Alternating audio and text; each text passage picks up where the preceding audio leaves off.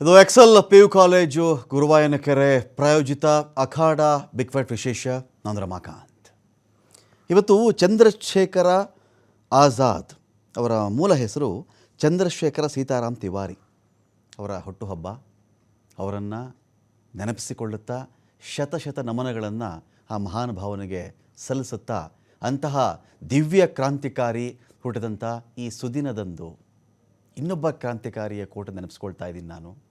ನೀನು ಅನ್ಯಾಯವಾದಾಗ ಅದನ್ನು ಖಂಡಿಸದೇ ಇದ್ದರೆ, ನಿನ್ನೊಳಗೊಬ್ಬ ಹೋರಾಟ ಉದಯಿಸದೇ ಇದ್ದರೆ ನೀನು ಗುಲಾಮ ಗಿರಿಯನ್ನು ಒಪ್ಪಿಕೊಂಡಂತೆ, ಅದಕ್ಕೆ ನೀನು ಶರಣಾದಂತೆ ಅಂಥೇಳಿ ಮತ್ತೊಬ್ಬ ಕ್ರಾಂತಿಕಾರಿ ಚೆ ಗುವೆರಾ ಹೇಳಿದ್ದಾನೆ. ಒಂದು ಕಡೆ ಚಂದ್ರಶೇಖರ ಆಜಾದ್ ಅವರ ಬರ್ತ್ಡೇ ಇವತ್ತು. ಮಹಾಭಾರತದ ಒಂದು ಪ್ರಸಂಗ ಇದೆ, ಅದನ್ನು ಹೇಳಿಬಿಟ್ಟು ನಾನು ಈ ಡಿಬೇಟ್ ಸ್ಟಾರ್ಟ್ ಮಾಡ್ತೀನಿ. ಶ್ರೀಕೃಷ್ಣ ಸಂಧಾನದ ಸಂದರ್ಭ ಅದು. ದ್ರೌಪದಿ ವಸ್ತ್ರಾಪಹರಣ ಆಗಿಬಿಟ್ಟಿರುತ್ತೆ. ಪ್ರತಿಯೊಬ್ಬನೂ ಕೂಡ ನನ್ನ ಮನೆ ಕೃಷ್ಣ ಬರ್ತಾನೆ, ಕೃಷ್ಣ ನನ್ನ ಮನೆಗಲ್ಲದೆ ಇನ್ಯಾರ ಮನೆಗೆ ಬರ್ತಾನೆ, ಇನ್ಯಾರ ಮನೆಗೆ ಬರೋಕ್ಕೆ ಸಾಧ್ಯ, ಬಂದರೆ ನನ್ನ ಮನೆಗೆ ಬರಬೇಕು ಅಂತೇಳಿ ಏನು ಹಾರ ತುರಾಯಿ ಶೃಂಗಾರ ಎಲ್ಲ ಮಾಡ್ಕೊಂಡು ಬೀದಿಗಳಲ್ಲಿ ಮನೆಗಳಲ್ಲಿ ಎಲ್ಲ ವೆಯ್ಟ್ ಮಾಡ್ತಾ ಇರ್ತಾರೆ. ದುರ್ಯೋಧನ, ದುಶ್ಯಾಸನ, ದುರ್ಮುಖ, ದುರ್ಜಯ, ದುರ್ಬಾಹು ಎಲ್ಲರೂ ಕೂಡ ಎಲ್ಲ ರೆಡಿ ಆಗ್ತಾ ಇರ್ತಾರೆ. ಆದರೆ ಕೃಷ್ಣ ಯಾರ ಮನೆಗೂ ಹೋಗಲ್ಲ. ಕೃಷ್ಣ ಹೋಗಿದ್ದು ವಿದುರನ ಮನೆಗೆ. ಎಲ್ರಿಗೂ ಆಶ್ಚರ್ಯ, ಏನಿದು ವಿದುರನ ಮನೆಗೆ ಹೋಗ್ಬಿಟ್ಟ, ದುರ್ಯೋಧನ ಮನೆಗೆ ಬರಲಿಲ್ಲ, ಈ ಕಡೆ ದುಶ್ಯಾಸನ ಮನೆಗೆ ಬರಲಿಲ್ಲ, ಹೆಂಗೆ ಈ ಥರ ಮಾಡಿಬಿಟ್ಟನಲ್ಲ ಕೃಷ್ಣ ಅಂದಾಗ ಕೃಷ್ಣ ಒಂದು ಮಾತು ಹೇಳ್ತಾನಾಗ. ಏನು ಹೇಳ್ತಾನೆ ಅಂದರೆ, ಇಷ್ಟು ಜನ ಇದ್ರಿ, ಪಂಚ ಪಾಂಡವರಿದ್ದರು, ಆ ಕಡೆ ಕೌರವರಿದ್ದರು, ಖುದ್ದು ದ್ರೋಣಾಚಾರ್ಯರಿದ್ದರು, ಭೀಷ್ಮರಿದ್ದರು, ಈ ಸಭಾಂಗಣದಲ್ಲಿ ಧೃತರಾಷ್ಟ್ರ ಇದ್ದರು, ಗಾಂಧಾರಿ ಇದ್ದರು, ಯಾರೊಬ್ಬರು ಈ ದ್ರೌಪದಿಯ ವಸ್ತ್ರಾಪಹರಣವನ್ನು ನೀಚತನದ್ದಿದು, ಇದು ಸರಿಯಿಲ್ಲ, ಇದು ತಪ್ಪು ಅಂತ ಖಂಡಿಸಲಿಲ್ಲ. ಖಂಡಿಸಿದ ಒಬ್ಬನೇ ಒಬ್ಬ ಗಂಡಸು ಆ ವೇದಿಕೆಯಲ್ಲಿ ಇದ್ದದ್ದವತ್ತಿಗೆ Vidura, one and only Vidura ಮಾತ್ರ ಖಂಡಿಸಿದ್ದದನ್ನು. ನೀವು ಮಾಡ್ತಿರೋದು ತಪ್ಪು ಅಂಥೇಳಿ ಅಷ್ಟು ಜನರ ಸಮ್ಮುಖದಲ್ಲಿ ಒಬ್ಬ ವಾಯ್ಸ್ ರೈಸ್ ಮಾಡಿದ್ನಲ್ಲ, ಅವನೇ ವಿದುರ. ಕೃಷ್ಣ ಯಾರಿಗೆ ಮರ್ಯಾದೆ ಕೊಟ್ಟ ಹೇಳಿ? ವಿದುರನಿಗೆ ಮರ್ಯಾದೆ ಕೊಟ್ಟ ಅವತ್ತು. ಯಾಕೆ? ಅನ್ಯಾಯವಾಗಿದ್ದನ್ನು, ತನಗೆ ಮುಂದೆ ಬರ್ತಕ್ಕಂಥ ಅಪಾಯಗಳನ್ನು ಲೆಕ್ಕಿಸದೆ ದುರ್ಯೋಧನನ ಎದುರು ಹಾಕ್ಕೊಂಡು, ದುಶ್ಯಾಸನ ಅಷ್ಟು ಕೌರವರನ್ನ ಎದುರು ಹಾಕ್ಕೊಂಡು, ಧೃತರಾಷ್ಟ್ರನ ಎದುರು ಹಾಕ್ಕೊಂಡು ಒಬ್ಬ ಮಾತಾಡಿದ್ನಲ್ಲ, ಅವರ ಪಾಳ್ಯದಲ್ಲಿದ್ದಂಥ ಒಬ್ಬ ವ್ಯಕ್ತಿ, ಅದು ನಮಗೆ ಗ್ರೇಟ್ನೆಸ್ ಅಂತ ಅನ್ನಿಸ್ತು ಅಂತ ಹೇಳಿ. ಇದು ಯಾಕೆ ಹೇಳಿದೆ ಅಂತ ಹೇಳಿದ್ರೆ, ಅನ್ಯಾಯ ಆಗುವುದಕ್ಕೆ, ಒಂದು ಸ್ಟೂಡೆಂಟ್ಸ್ಗಳಿಗೆ ಅನ್ಯಾಯ ಆಗಿದೆ ಅಂದಾಗ ಅದ್ರ ಬಗ್ಗೆ ಎಲ್ಲೋ ಒಂದು ವಾಯ್ಸ್ ರೈಸ್ ಮಾಡ್ತಾ ಇದ್ದಾರೆ, ಯಾರೊಬ್ಬರು ಮಾತಾಡ್ತಾ ಇದ್ದಾರೆ ಎಂದಾಗ ನಮಗೆ ಯೋಗ್ಯತೆ ಇದ್ದರೆ ಅದನ್ನು ಸಪೋರ್ಟ್ ಮಾಡಬೇಕು. ಯೋಗ್ಯತೆ ಇಲ್ವಾ, ಸುಮ್ಮನಾದರೂ ಇರಬೇಕ್ರಿ. ಎರಡೇ, ನನ್ನ ಕೈಲಿ ಆಗ್ತಿಲ್ಲ, ಅವರೇನೋ ಮಾಡ್ತಿದ್ದಾರಪ್ಪ ಅಂಥೇಳಿ. ಬದಲಿಗೆ ನಾನು ಆ ಹೋರಾಟವನ್ನು ಹತ್ತಿಕ್ಕೋದು, ಆ ಹೋರಾಟಕ್ಕೆ ನನಗೆ ಬಂದಂಥ ಪೋಸ್ಟ್ಗಳನ್ನು ಮಾಡೋದು, ಅದನ್ನು ಹೇಗೆ ದಮನಿಸಬೇಕು ಅನ್ನೋದ್ರ ಬಗ್ಗೆ ಕೂಡ ಗಮನ ಕೊಡೋದಿದೆಯಲ್ಲ, ನಾಟ್ ಫೇರ್. ಯಾವ ಕಾಲದಲ್ಲೂ ಕೂಡ ಈ ನಸುಗುನ್ನಿ ಕಾಯಿಗಳಿದ್ದಾರಲ್ಲ, ಈ ಶಕುನಿ ತಂತ್ರಗಳನ್ನು ಮಾಡ್ತಾರಲ್ಲ, ನಾಟ್ ಫೇರ್. ಇವತ್ತು ನೋಡಿ, ಸೇಮು ಪಂಜಾಬ್ ರೈತರು ಪ್ರತಿಭಟನೆ ಮಾಡಲಿಕ್ಕೆ ಬಂದಾಗ ಏನೆಲ್ಲ ತೊಂದರೆಗಳನ್ನು, ಏನೆಲ್ಲ ಆರೋಪಗಳನ್ನು ಆ ಕೃಷಿ ಮಾಡಿ ನಮಗೆ ಅನ್ನ ಹಾಕುವಂಥ ಒಬ್ಬ ರೈತ ಫೇಸ್ ಮಾಡಿದ್ನೋ, ಅದೇ ಸಿಚುವೇಷನನ್ನು ಇವತ್ತು ನೀಟ್ ಎಕ್ಸಾಮ್ ಬರೆದಂಥ ವಿದ್ಯಾರ್ಥಿಗಳು, ಅವ್ರಿಗಾದಂಥ ಅನ್ಯಾಯವನ್ನು ಖಂಡಿಸ್ಲಿಕ್ಕೆ ಬಂದಿರತಕ್ಕಂಥ ಜನ ಫೇಸ್ ಮಾಡ್ತಾ ಇದ್ದಾರೆ ಅಂದರೆ ಏನರ್ಥ? 16 ಮೆಟ್ರೋ ಸ್ಟೇಷನ್ಗಳು ಬಂದ್ರಿ ಇವತ್ತು. 16 ಮೆಟ್ರೋ ಸ್ಟೇಷನ್ ಬಂದ್. ಏನಕ್ಕೆ ಹೇಳಿ? ಜಂತರ್ ಮಂತರ್ಗೆ ಬಂದುಬಿಡ್ತಾರೆ ಇವರು, ಈ ಪ್ರೊಟೆಸ್ಟಲ್ಲಿ ಕೈ ಜೋಡಿಸ್ಬಿಡ್ತಾರೆ ಇವರು ಅಂಥೇಳಿ ಈ ಕೆಲಸಕ್ಕೆ ಇಳಿದಿದ್ದಾರಲ್ಲ ಇಲ್ಲಿ. How far it is good? ಎಷ್ಟರ ಮಟ್ಟಿಗೆ ಇದು ಸರಿ? ಇದನ್ನು ಖಂಡಿಸಿ ಪ್ರತಿಭಟನೆ ಮುಂದುವರಿತಾ ಇದೆ. 16 ಮೆಟ್ರೋ ಸ್ಟೇಷನ್ಗಳು ಸಂಪೂರ್ಣವಾಗಿ ದೆಹಲಿಯಲ್ಲಿ ಬಂದಾಗಿವೆ. ಏನು ಹೇಳ್ತಿದ್ದಾರೆ ಗೊತ್ತಾ ಅವರು? ಭದ್ರತಾ ಕಾರಣ. ಇದೊಂದಿದೆ ನಮ್ಮ ದೇಶದಲ್ಲಿ. ನೀವೇನಾದರೂ ಕೇಳಿ, ಭದ್ರತಾ ಕಾರಣ, ಸೆಕ್ಯೂರಿಟಿ ಇಶ್ಯೂಸ್, ಸೀಕ್ರೆಸಿ. ಒಂದು ಭದ್ರತಾ, ಇನ್ನೊಂದು ಗೌಪ್ಯತಾ. ಸೀಕ್ರೆಟ್ ಇದು ನಾವು ಯಾರಿಗೂ ಹೇಳೋಕ್ಕಾಗಲ್ಲ. ಎಲ್ಲೆಲ್ಲಿ ಹಗರಣದ ವಾಸನೆಗಳಿರುತ್ತೋ, ಎಲ್ಲೆಲ್ಲಿ ಇವರಿಗೆ ಸೋಲಿರುತ್ತೋ, ಇವರಿಗೆ ಹಿನ್ನಡೆ ಇರುತ್ತೋ, ಇವರಿಗೆ ಅವಮಾನ ಇರುತ್ತೋ, ಇವರಿಗೆ ಒಂದು ರೀತಿಯಲ್ಲಿ ಪ್ರತಿರೋಧ ಇರುತ್ತೋ, ಅಂಥ ಎಲ್ಲ ಜಾಗದಲ್ಲಿ ಸೆಕ್ಯೂರಿಟಿ ಮತ್ತು ಗೌಪ್ಯತೆ, ಭದ್ರತೆ, ಗೌಪ್ಯತೆ, ಇವೆರಡನ್ನು ಇಟ್ಕೊಂಡು ಏನು ಮಾಡ್ತಾ ಇದ್ದಾರೆ ಅಂದರೆ, ವ್ಯವಸ್ಥಿತವಾಗಿ ಒಂದು ಹೋರಾಟವನ್ನು ಹತ್ತಿಕ್ಕಣುವ ಅಂಥೇಳಿ ಪ್ಲಾನ್ ನಡೀತಾ ಇದೆ.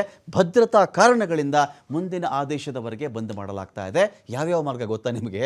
ಲೋಕ ಕಲ್ಯಾಣ ಮಾರ್ಗ, ರಾಜೀವ್ ಚೌಕ್, ಪಟೇಲ್ ಚೌಕ್, ರಾಮಕೃಷ್ಣಾಶ್ರಮ ಮಾರ್ಗ, ಬಾರಾಖಂಬಾ ರಸ್ತೆ, ಸುಪ್ರೀಂ ಕೋರ್ಟ್ ಸೇವಾ Tirth, Janpath, Mandi house, central secretariat, ITO, Delhi gate, Indraprastha, Khan market station, Jorbagh, Shivaji stadium metro ನಿಲ್ದಾಣ ಬಂದಾಗಿದೆ. ರಾಜೀವ್ ಚೌಕ್, ಮಂಡಿ ಹೌಸ್, ಸೆಂಟ್ರಲ್ ಸೆಕ್ರೆಟರಿಯೇಟ್ನಲ್ಲಿ ಇಂಟರ್ಚೇಂಜ್ ಸೌಲಭ್ಯ ಲಭ್ಯವಿದೆ ಅಂತೇಳಿ ಮೆಟ್ರೋ ಪ್ರಕಟಣೆ ಇದೆ. ಮೆಟ್ರೋ ಸೇವೆ ಸ್ಥಗಿತವಾಯಿತಲ್ಲ, ಪ್ರಯಾಣಿಕರು ವಿದ್ಯಾರ್ಥಿಗಳು ಪರದಾಡ್ತಾ ಇದ್ದಾರೆ. ಎಲ್ಲಿಗೆ ಹೋಗೋಕೆ ಅವ್ರಿಗೆ ಗೊತ್ತಾಗ್ತಾ ಇಲ್ಲ. ಸಂಹೌ ದೇ ವಿಲ್ ರೀಚ್. ಪ್ರತಿಭಟನೆಗಳನ್ನು ಮೆಟ್ರೋ ಇಲ್ಲದ ಕಾಲದಲ್ಲೂ ಮಾಡಿದ್ದಾರೆ ರೀ. ಮೆಟ್ರೋ ಇಲ್ಲದ ಕಾಲದಲ್ಲೂ ಮಾಡಿದ್ದಾರೆ, ಬಸ್ ಇಲ್ಲದ ಕಾಲದಲ್ಲೂ ಮಾಡಿದ್ದಾರೆ, ಮೋಟಾರ್ಗಳು ಇರಲಿಲ್ವಲ್ಲ ಆ ಕಾಲದಲ್ಲೂ ಮಾಡಿದ್ದಾರೆ, ಸೈಕಲ್ ಇದ್ದ ಕಾಲದಲ್ಲೂ ಮಾಡಿದ್ದಾರೆ. ಅಂದರೆ ನಿಮಗಿಂಥ ಪ್ರತಿಭಟನೆಗಳಿಗೆ ಒಂದು ವಿಲ್ ಬೇಕಷ್ಟೇ, ಮೆಟ್ರೋ ಅಲ್ಲ. ಇರಲಿ. ಸೊ ಬೇಡಿಕೆ ಈಡೇರಿದರೆ ಉಪವಾಸ ವಾಪಸ್ ತೊಗೊಳ್ತೀವಿ, ನಮ್ಮ ಬೇಡಿಕೆ ಈಡೇರಿಸಿದ್ರೆ ಸತ್ಯಾಗ್ರಹ ಹಿಂಪಡೆಯೋಕ್ಕೆ ಸಿದ್ಧ ಅಂತೇಳಿ ಒಂದು ಕಡೆ ವಿಡಿಯೋ ಹೇಳಿಕೆಯನ್ನು ಸೋನಮ್ ವಾಂಗ್ಚುಕ್ ಬಿಡುಗಡೆ ಮಾಡಿದ್ದಾರೆ. ಇರಲಿ. ನನ್ನ ಪಾಯಿಂಟ್ ಏನಂದರೆ, ಇಡೀ ಪ್ರತಿಭಟನೆಯನ್ನು ತುಂಬ ನೆಗೆಟಿವ್ ಆಗಿ ನೋಡಲಾಗ್ತಿದೆ ರೀ. ತುಂಬ ನೆಗೆಟಿವ್ ಆಗಿ ನೋಡಲಾಗ್ತಾ ಇದೆ. ಇಷ್ಟು ಅವಶ್ಯಕತೆ ಇಲ್ಲ. ಯಾರೋ ಒಬ್ಬರು ಇವತ್ತು ಒಂದು ಆಹಾರ ಹಂಚಲಿಕೆ ಅಂತ ಬಂದಿದ್ದರಲ್ಲಿ, ಇದೇ ನಮ್ಮ ಫ್ರೀಡಮ್ ಪಾರ್ಕ್ಗೆ ಬಂದಿದ್ರು ಯಾರೋ. ಇಲ್ಲಿ ನೆನ್ನೆದು ಒಂದು ಗಮನಿಸ್ತಾ ಇದ್ದೆ ನಾನು. ಇಬ್ಬರು ದಂಪತಿಗಳು ಒಂದು 300-400 ವಡಾಪಾವ್ ತಂದುಬಿಟ್ಟಿದ್ದಾರೆ ಅವರು. ವಡಾಪಾವ್. ಹೆಂಡತಿ ಏನೋ ಒಂದು ಇದು ಮಾಡ್ತಾರಂತೆ ಕೆಲಸ, ಒಂದು ಬ್ಯೂಟಿ ಪಾರ್ಲರ್ ನಡೆಸ್ತಾರಂತೆ, ಗಂಡ ಏನೋ ಆಟೋಮೊಬೈಲ್ಸಲ್ಲೇನೋ ಇದ್ದಾರಂತೆ. ನಮ್ಮ ಬಿಸ್ನೆಸ್ ಬಂದ್ ಮಾಡ್ಕೊಂಡು ಬಂದಿದ್ದೀವಿ ಸರ್ ಇವತ್ತು.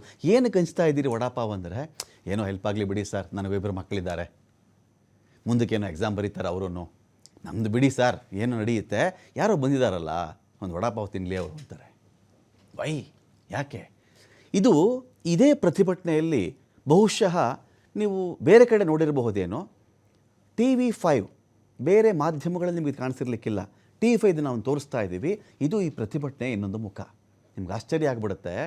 ಯಾರೋ ಫುಡ್ ಆರ್ಡರ್ ಮಾಡ್ತಾ ಇದ್ದಾರೆ, ಸ್ವಿಗ್ಗಿನೋ, ಝೊಮ್ಯಾಟೋನೋ, ಈ ವಾಲ್ಮಾರ್ಟೋ, ಯಾವುದೋ ಇನ್ಸ್ಟಾಮಾರ್ಟೋ, ಯಾವುದೋ ಒಂದರಿಂದ ಅಲ್ಲಿ ಬಂದು ಆಹಾರದ ರಾಶಿ ಬೀಳ್ತಾ ಇದೆ. Keep in mind. ಏನಕ್ಕೆ ಹೇಳಿ?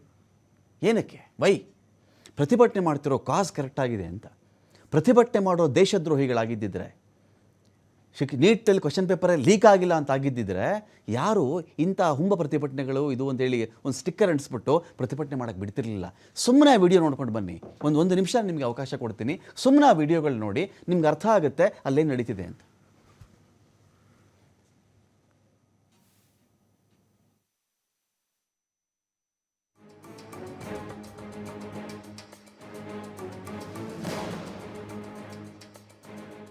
ನೋಡಿ, ಒಂದು ಕಡೆ ಸ್ವಿಗ್ಗಿಲಿ ಒಬ್ಬ ವ್ಯಕ್ತಿ ಬಂದಿದ್ದಾನೆ, 10, 20, 5, 6 ಎಷ್ಟೋ ಆಹಾರದ ಪೊಟ್ಟಣಗಳನ್ನು ಕೊಟ್ಕೊಂಡು ಹೋಗ್ತಾ ಇದ್ದಾನೆ. ಇನ್ನೊಬ್ಬ ವ್ಯಕ್ತಿಯಲ್ಲಿ ಬೀಸಣಿಗೆ ತಂದಿದ್ದಾನೆ. ತುಂಬ ಸೆಕೆ ಇದೆ ಅಲ್ಲೇನೋ ಬೀಸಣಿಗೆ ಮಾಡಿ. ಇನ್ನೊಬ್ರು ಯಾರೋ ಕಲ್ಲಂಗಡಿ ಹಣ್ಣು, ಇನ್ನೊಬ್ರು ಯಾರೋ ಬಿಸ್ಕೆಟ್, ಇನ್ನೊಬ್ರು ಯಾರೋ ಅಲ್ಲೊಂದಷ್ಟು ಚಾಕೊಲೇಟ್ನ ಪೊಟ್ಟಣಗಳು, ಇನ್ನೊಬ್ರು ಯಾರೋ ಒಂದಷ್ಟು ತಂಪು ಪಾನೀಯ. ನಿಮ್ಗೆ ಆಶ್ಚರ್ಯ ಆಗಿಬಿಡುತ್ತೆ. ಪೊಲೀಸರಿಗೆ ಅವ್ರು ಹೊಡೆದ್ಬಿಟ್ರು, ಇವ್ರು ಹೊಡೆದ್ಬಿಟ್ರು ಅಂದಾಗ ಈ ವಿದ್ಯಾರ್ಥಿಗಳು ಒಂದು ಕ್ವಶನ್ ಮಾಡ್ತಾಯಿದ್ರು. ಕೆಲವರು ಸಿವಿಲ್ ಡ್ರೆಸ್ಸಲ್ಲಿ ಫೈಬರ್ ಲಾಠಿ ಹಿಡ್ಕೊಂಡು ನಿಂತಿದ್ರು. ನೀನು ಯಾರು ಅಂತ ಕೇಳ್ತಾಯಿದ್ರು. ಉತ್ತರ ಇಲ್ಲ ಅವ್ರಿಗೆ.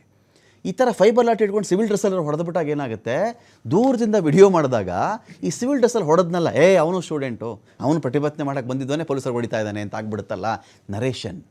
ಇಲ್ಲಿ ನೋಡಿ, ಇವರೆಲ್ಲರೂ ಕೂಡ ಪೊಲೀಸರಿಗೆ ಹೋಗಿ ಅವ್ರಿಗೆ ಬಂದಿತ್ತಲ್ಲ ಆಹಾರ, ಸಾಪ್ ತಿನ್ನಿ ಪರವಾಗಿಲ್ಲ, ಒಂದು 10-15 ನಿಮಿಷ ಮುಂಚೆ ಒದೆ ತಿಂದಿದ್ದಾರೆ ಅವ್ರ ಕೈಯಲ್ಲಿ, ರಕ್ತ ಬರುವಷ್ಟು ಹೊಡೆದಿದ್ದಾರೆ. ಇವರೆಲ್ಲರೂ ಕೂಡ ಕೇರ್ ಮಾಡಲಿಲ್ಲ. ಪೊಲೀಸ ಬನ್ನಿ ಊಟ ಮಾಡಿ, ಚಾಕ್ಲೇಟ್ ತೊಗೊಳ್ಳಿ, ನೀವು ಊಟ ಮಾಡಿ, ಸ್ವಲ್ಪ ನೀರು ಕುಡೀರಿ. ಅವ್ರಿಗೊಂಥರ ಮುಜುಗರ, ಅಯ್ಯೋ ತೊಗೊಂಡ್ರೆ ಹೇಗೋ, ತೊಗೊಳ್ತಿದ್ದಾರೆ. ಕೆಲವರು ಬೇಡ ಅಂತಾರೆ, ಕೆಲವರು ತೊಗೊಂಡಿದ್ದಾರೆ. ಹೀಗಲ್ವೇನ್ರಿ? ಇದು ಪ್ರಜಾಪ್ರಭುತ್ವದ ಬ್ಯೂಟಿ. ಆ ಸ್ಟೂಡೆಂಟ್ಸ್ಗಳ ಹಣೆಗಳ ಮೇಲೆ ನಾವು ಟೆರರಿಸ್ಟ್ಗಳ ಪಟ್ಟಿ ಅಂಟಿಸಬಾರ್ದು. ಕಾಸ್ ಕರೆಕ್ಟಾಗಿದೆ. ಒಂದೇ ಒಂದು ನಿರ್ಧಾರ ಬೇಕಿತ್ತಷ್ಟೇ. ಧರ್ಮೇಂದ್ರ ಪ್ರಧಾನ್ ಎನ್ನುವ ಮನುಷ್ಯನನ್ನು ಆಚೆ ಕಳಿಸ್ಬೇಕಾಗಿತ್ತು. ಇದನ್ನು ಮಾಡದೆ ನರೇಂದ್ರ ಮೋದಿಯವರು ಅವರ ಕ್ಯಾಬಿನೆಟ್ಗೆ ಇಂಥ ದೊಡ್ಡ ಕಪ್ಪು ಚುಕ್ಕೆ ಇಟ್ಕೊಂಡು ಯಾಕೆ ಇಲ್ಲಿವರೆಗೂ ಡ್ರ್ಯಾಗ್ ಮಾಡ್ತಾ ಇದ್ದಾರೆ? I don't know. ಎಲ್ಲ ವಿಚಾರಕ್ಕೆ ಸಂಬಂಧಪಟ್ಟಂತೆ ನಾನು ಇದೀಗ ಡಿಬೇಟ್ ಸ್ಟಾರ್ಟ್ ಮಾಡ್ತಾ ಇದ್ದೀನಿ. ಇರ್ಷಾದ್ ಇದ್ದಾರೆ ನಮ್ಮ ಜೊತೆಯಲ್ಲಿ, ಆಮ್ ಆದ್ಮಿ ಪಕ್ಷದ ವಕ್ತಾರರು. ಸ್ವಾಗತ ಇರ್ಷಾದ್ ತಮಗೆ. ನಂದನ್ ಕಶ್ಯಪ್ ಅವರು ಇದ್ದಾರೆ, ಕಾಂಗ್ರೆಸ್ನ ವಕ್ತಾರರು. ಸ್ವಾಗತ ನಂದನ್ ಕಶ್ಯಪ್ ಜಿ ತಮಗೆ ಈ ಒಂದು ಡಿಬೇಟ್ಗೆ. ಇನ್ನಿಬ್ಬರು ಗೆಸ್ಟ್ಗಳು ಜಾಯ್ನ್ ಆಗ್ತಾ ಇದ್ದಾರೆ ನಮ್ಮನ್ನು. ಬಸವರಾಜ ಸುಳಿಬಾವಿ ಹೋರಾಟಗಾರರು, ಅವನು ಕೂಡ ವೆಲ್ಕಮ್ ಮಾಡ್ಕೊಳ್ತೀನಿ ನಾನು. ಶಿವಾನಂದ ಕುಗ್ವೆ ಇದ್ದಾರೆ, ಪ್ರಗತಿಪರ ಹೋರಾಟಗಾರರು, ಅವ್ರನ್ನೂ ಕೂಡ ನಾನು ಮಾತನಾಡಿಸ್ತೀನಿ. ನಾನು ಮೊಟ್ಟ ಮೊದಲನೇ ಪ್ರಶ್ನೆ ನಾನು ನಂದನ್ ಕಶ್ಯಪ್ ಅವರಿಗೆ ಹೇಳಿಬಿಡ್ತೀನಿ. ನಂದನ್ ಕಶ್ಯಪ್ ಅವರೇ, ಈ ಪ್ರತಿಭಟನೆಗಳಿಗೆ ಬೇಕಾದಷ್ಟು ನರೇಷನ್ಸು ಇದರಲ್ಲಿ ದೇಶ ವಿರೋಧಿ ಶಕ್ತಿಗಳು, ಆ ನಟ ಅಲ್ಲೋ ಕೂತ್ಕೊಂಡ್ಬಿಟ್ಟಿದ್ದ, ಈ ನಟ ಇಲ್ಲಿ ಬಂದುಬಿಟ್ಟಿದ್ದ, ಇವನಿಗೇನು ಅಲ್ಲಿ ಕೆಲಸ, ಅವ್ರು ಯಾಕೆ ಅಲ್ಲೋದ್ರು, ಅವ್ರು ಏನಂದಿದ್ರು ಗೊತ್ತಾ? ಈ ನರೇಷನ್ಗಳ ಆಚೆಗೆ ನಾವು ಈ ಪ್ರೊಟೆಸ್ಟ್ ನೋಡಬೇಕಲ್ವಾ ಅಂತ. ಮೊದಲು TV5ಗೆ ಹಾಗೂ ರಮಾಕಾಂತ್ ಅವರಿಗೆ ನನ್ನ ಸಾಷ್ಟಾಂಗ ನಮಸ್ಕಾರಗಳು. ದೊಡ್ಡ ಮಾತು ಕಶ್ಯಪ್ಜಿ. ಸಾಷ್ಟಾಂಗ ನಮಸ್ಕಾರಗಳು. ಕಶ್ಯಪ್ಜಿ ದೊಡ್ಡವನ್ ಮಾಡ್ಬಿಡಿ. ದೇಶದ ಯಾವ ಮಾಧ್ಯಮ ಸಂಸ್ಥೆನೂ ಕೂಡ ಈ ಘನಘೋರ ಕೃತ್ಯ ಬಗ್ಗೆ ಮಾತಾಡ್ತಿಲ್ಲ. ನೀವು UPA ಸರ್ಕಾರಾವಧಿಯಲ್ಲಿ ನಮ್ಮನ್ನ ತೆಗೆಳಿದ್ರಿ, ನಾವು ಬೇಡ ಅಂದಿಲ್ಲ. ಆದರೆ ಇವತ್ತು ಯಾವ ಮಾಧ್ಯಮ ಸಂಸ್ಥೆನೂ ಕೂಡ ಇದ್ರ ಬಗ್ಗೆ ಮಾತಾಡ್ತಿಲ್ಲ ಸರ್. ನೀವು ಇದ್ರ ಬಗ್ಗೆ ಮಾತಾಡ್ತೀರಾ, ಮತ್ತೊಮ್ಮೆ ನಿಮಗೆ ಸಾಷ್ಟಾಂಗ ನಮಸ್ಕಾರಗಳು sir. Coming back to the subject sir, UPA ಅವಧಿಯಲ್ಲೂ ಕೂಡ ಇದೇ ಜನಾಂದೋಲನ ಆಯಿತು ಸರ್. ನೀವು ಪ್ರಸಾರ ಮಾಡಿದ್ರಿ, ನೀವು ಮಾತಾಡಿದ್ರಿ. UPA ಸರ್ಕಾರ ಮನಮೋಹನ್ ಸಿಂಗ್ ಆಗಲಿ ಕತೆ ಗೊತ್ತಾ, ನಾವು ಈ ಚೇರ್ ಇದೆಯಲ್ಲ, ಇದು ಶಾಶ್ವತ ಪ್ರತಿಪಕ್ಷ. ನಂದನ್ ಕಶ್ಯಪ್ಜಿ ಶಾಶ್ವತ ಪ್ರತಿಪಕ್ಷ. ನಾವು ನಿಮ್ದು ರೂಲಿಂಗ್ ಪಾರ್ಟಿ ಇತ್ತಾ, ನಾವು ಅಪೋಸಿಷನ್ನೇ. ಇನ್ನೊಬ್ಬರು ರೂಲಿಂಗ್ ಇತ್ತ ಅಪೋಸಿಷನ್ನೇ. ಬಟ್ ಸಮಸ್ಯೆ ಏನಾಗುತ್ತೆ ಗೊತ್ತಾ, ಈ ಇನ್ನೊಬ್ಬರ ರೂಲಿಂಗ್ ಬಂದಿದ್ದಾಗ ಅವ್ರ ಬಗ್ಗೆ ಮಾತಾಡಿದ್ರೆ ನೀನು ಅವರಿದ್ದಾಗ ಮಾತಾಡಿರಲಿಲ್ಲ, ಮೆಮೊರಿ ಇರಲ್ಲ, ಮೆಮೊರಿ ಲಾಸ್ ಅವಾಗ. ಅದಕ್ಕೆ ಅವತ್ತು ನಾವು ಡಾಲರ್ ಕಣಿಸಿದ್ದೀವಿ, $2 ಏನಾಯಿತು ಅಂತ. ಅವತ್ತು ಗ್ಯಾಸ್ ಬೆಲೆ ಜಾಸ್ತಿ ಆದಾಗ ಮಾತಾಡಿದ್ದೀವಿ, ಪೆಟ್ರೋಲ್ ಬೆಲೆ ಜಾಸ್ತಿ ಆದಾಗ ಮಾತಾಡಿದ್ದೀವಿ. ಇದು ಸರಿಯಲ್ಲ ಅಂತ ನಾವು ಹೇಳಿದ್ದೀವಲ್ಲ. ಅವತ್ತು ನಾವು ಯಾವ ಮಾಧ್ಯಮದ ಸಂಸ್ಥೆಗಳ ಮೇಲೆ ಗೋಧಿ ಮೀಡಿಯಾ ಅಂತ ಹಣೆಪಟ್ಟೆ ಬಂದಿರಲಿಲ್ಲ ಸರ್. ಅದು ಬಂದಿತ್ತಾ ಸರ್? ಯಾರು ಮಾತಾಡ್ತಿದ್ರು? ಕಾಂಗ್ರೆಸ್ ಸಪೋರ್ಟರ್ಸ್ ಯಾರು ಆತರ ಗೋಧಿ ಮೀಡಿಯಾ ಅಂತ ಹೇಳ್ತಿದ್ರ ಸರ್? ಇಲ್ಲ. Critics V should accept. Aunty nationals ಆಗಿರಲಿಲ್ಲ, ನಕ್ಸಲೈಟ್ಸ್ ಆಗಿರಲಿಲ್ಲ, ಅರ್ಬನ್ ನಕ್ಸಲ್ ಆಗಿರಲಿಲ್ಲ, ನಕ್ಸಲ್ ಇದು ಟೆರರಿಸ್ಟ್ ಆಗಿರಲಿಲ್ಲ, ಪಾಕಿಸ್ತಾನದವ್ರು ಆಗಿರಲಿಲ್ಲ. ನಿಮ್ಮನ್ನೊಬ್ರು ನಮ್ಮಲ್ಲಿ ನೀವೊಬ್ರು ಅಂತ ನಿಮ್ಮನ್ನ ಟ್ರೀಟ್ ಮಾಡ್ತಿದ್ವಿ. ಏನ್ ಕ್ರಿಟಿಕ್ ಹೇಳ್ತೀರಾ? Accept. We should accept and move on. ನಾವೇನೋ ತಪ್ಪು ಮಾಡಿದ್ರೆ ಸರಿ ಮಾಡಿ. Coming back to the subject sir, ಈ ನೀಟ್ ಎಕ್ಸಾಮಿನ ಒಂದು ವಿಚಾರ ಒಂದು ಮಕ್ಕಳಿಗೆ ಒಂದು ಭಾವನಾತ್ಮಕವಾಗಿ ಒಂದು ಅವರ ಒಂದು ಎದೆಯಲ್ಲಿ ಹೋಗಿ ಕೂತ್ಕೊಂಡ್ಬಿಟ್ಟಿದೆ ಸರ್.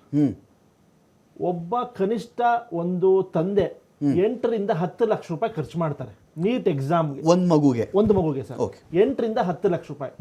2 ವರ್ಷ ನನಗೂ ಆ ಅನುಭವ ಸ್ಟಾರ್ಟ್ ಆಗ್ತಿದೆ. ಯಾಕೆ ಸರ್? ಮುಂದಿನ ವರ್ಷ ನಮ್ಮ ಅಣ್ಣನ ಮಗ ಬರಿತಾನೆ, ಬರಿಬೇಕು. ದುಡ್ಡೊಂದು ಪಕ್ಕಕ್ಕೆ ಇಡೋಣ ಸರ್. ನಾವು ಜೀವನದಲ್ಲಿ ಸಂಪಾದನೆ ಮಾಡ್ತಿರೋದು ನಮ್ಮ ಮಕ್ಕಳಿಗೆ ಪಕ್ಕಕ್ಕೆ ಇಡೋಣ. ಅವರ ವ್ಯತೆ, ಅವರು ಪಡೋ ಕಷ್ಟ ಯಾರಿಗ್ ಬೇಕು ಸರ್? ನನಗೂ ಬೇಡ, ಇವ್ರ ಮಕ್ಳಿಗೂ ಬೇಡ, ನಿಮ್ಮ ಮಕ್ಳಿಗೂ ಬೇಡ ಸರ್ ಈ ವ್ಯತೆ ಕಷ್ಟ. ನಾನೊಬ್ಬ ಮಗನಾಗಿ ತಂದೆಯಾಗಿ ಮಾತಾಡ್ತೀನಿ ಮತ್ತು ಒಬ್ಬ ಫಸ್ಟ್, ಆಮೇಲೆ ನನ್ನ ಪಕ್ಷದ ವಿಚಾರಗಳನ್ನ ಮಾತಾಡ್ತಾ ಇದ್ದೀನಿ. ಹಾಗಾಗಿ ಇವ್ರು ಮಾಡಿರುವುದು ಘನಘೋರ ಕೃತ್ಯ. ಆ ಮಕ್ಕಳು ಏನ್ ಕೇಳ್ತಿದ್ದಾರೆ ಅಂದ್ರೆ ರಾಜೀನಾಮೆ ಕೊಡಿ. ಇವತ್ತು ಹೇಳ್ತಿದ್ದಾರೆ ನಾವು ರೀ ಎಕ್ಸಾಮ್ ಮಾಡಿದೀವಿ, ಮತ್ತೊಂದು ಮಾಡಿದೀವಿ, ಅವ್ರನ್ನ ಚೇರ್ಮನ್ ಸ್ಯಾಕ್ ಮಾಡಿದೀವಿ. ಅದಲ್ಲ. ಹೆಡ್ ಯಾರು? ಅವತ್ತು ಒಂದು ಚೂರು ಚ್ಯುತಿ ಬಂದ ತಕ್ಷಣ, ಏನೋ ಒಂದು ಅಲಿಗೇಷನ್ ಬಂದ ತಕ್ಷಣ ಮನಮೋಹನ್ ಸಿಂಗ್ ಅವರು ರಾಜೀನಾಮೆ ಕೊಡ್ಸಿದ್ರು, ಎಲ್ಲರ ಕೈಲೂ ಕೊಡ್ಸಿದ್ರು ಸರ್. 10 ನಿಮಿಷ ನೋಡ್ತಿರ್ಲಿಲ್ಲ ಸರ್. ಸರ್ ಅಲ್ಬೇಡ ಸರ್. ರಾಜ್ಯದಲ್ಲಿ DK ರವಿ ವಿಷಯದಲ್ಲಿ, ಗಣಪತಿ ವಿಷಯದಲ್ಲಿ ಏನಾಯ್ತು ಸರ್? ನಮ್ಮ ಜಾರ್ಜ್ಗೆ, ಏನಾದ್ರು 10 ನಿಮಿಷಕ್ಕೆ ಬಿಸಾಕ್ಬಿಟ್ರು. ಅವ್ರಿಗೆ ಇದು ಕಳಂಕರಹಿತವಾಗಿ ವಾಪಸ್ ಬಂದ್ರು. ನಾವೇನ್ ಹೇಳ್ತಾ ಇದೀವಿ, ನೀವು ಆ ಜಾಗದಲ್ಲಿ ಕೂತ್ಕೊಂಡು ಕಳೆದ 12 ವರ್ಷದಲ್ಲಿ 6 ಸರಿ ಪೇಪರ್ ಲೀಕ್ ಆಗಿದೆ.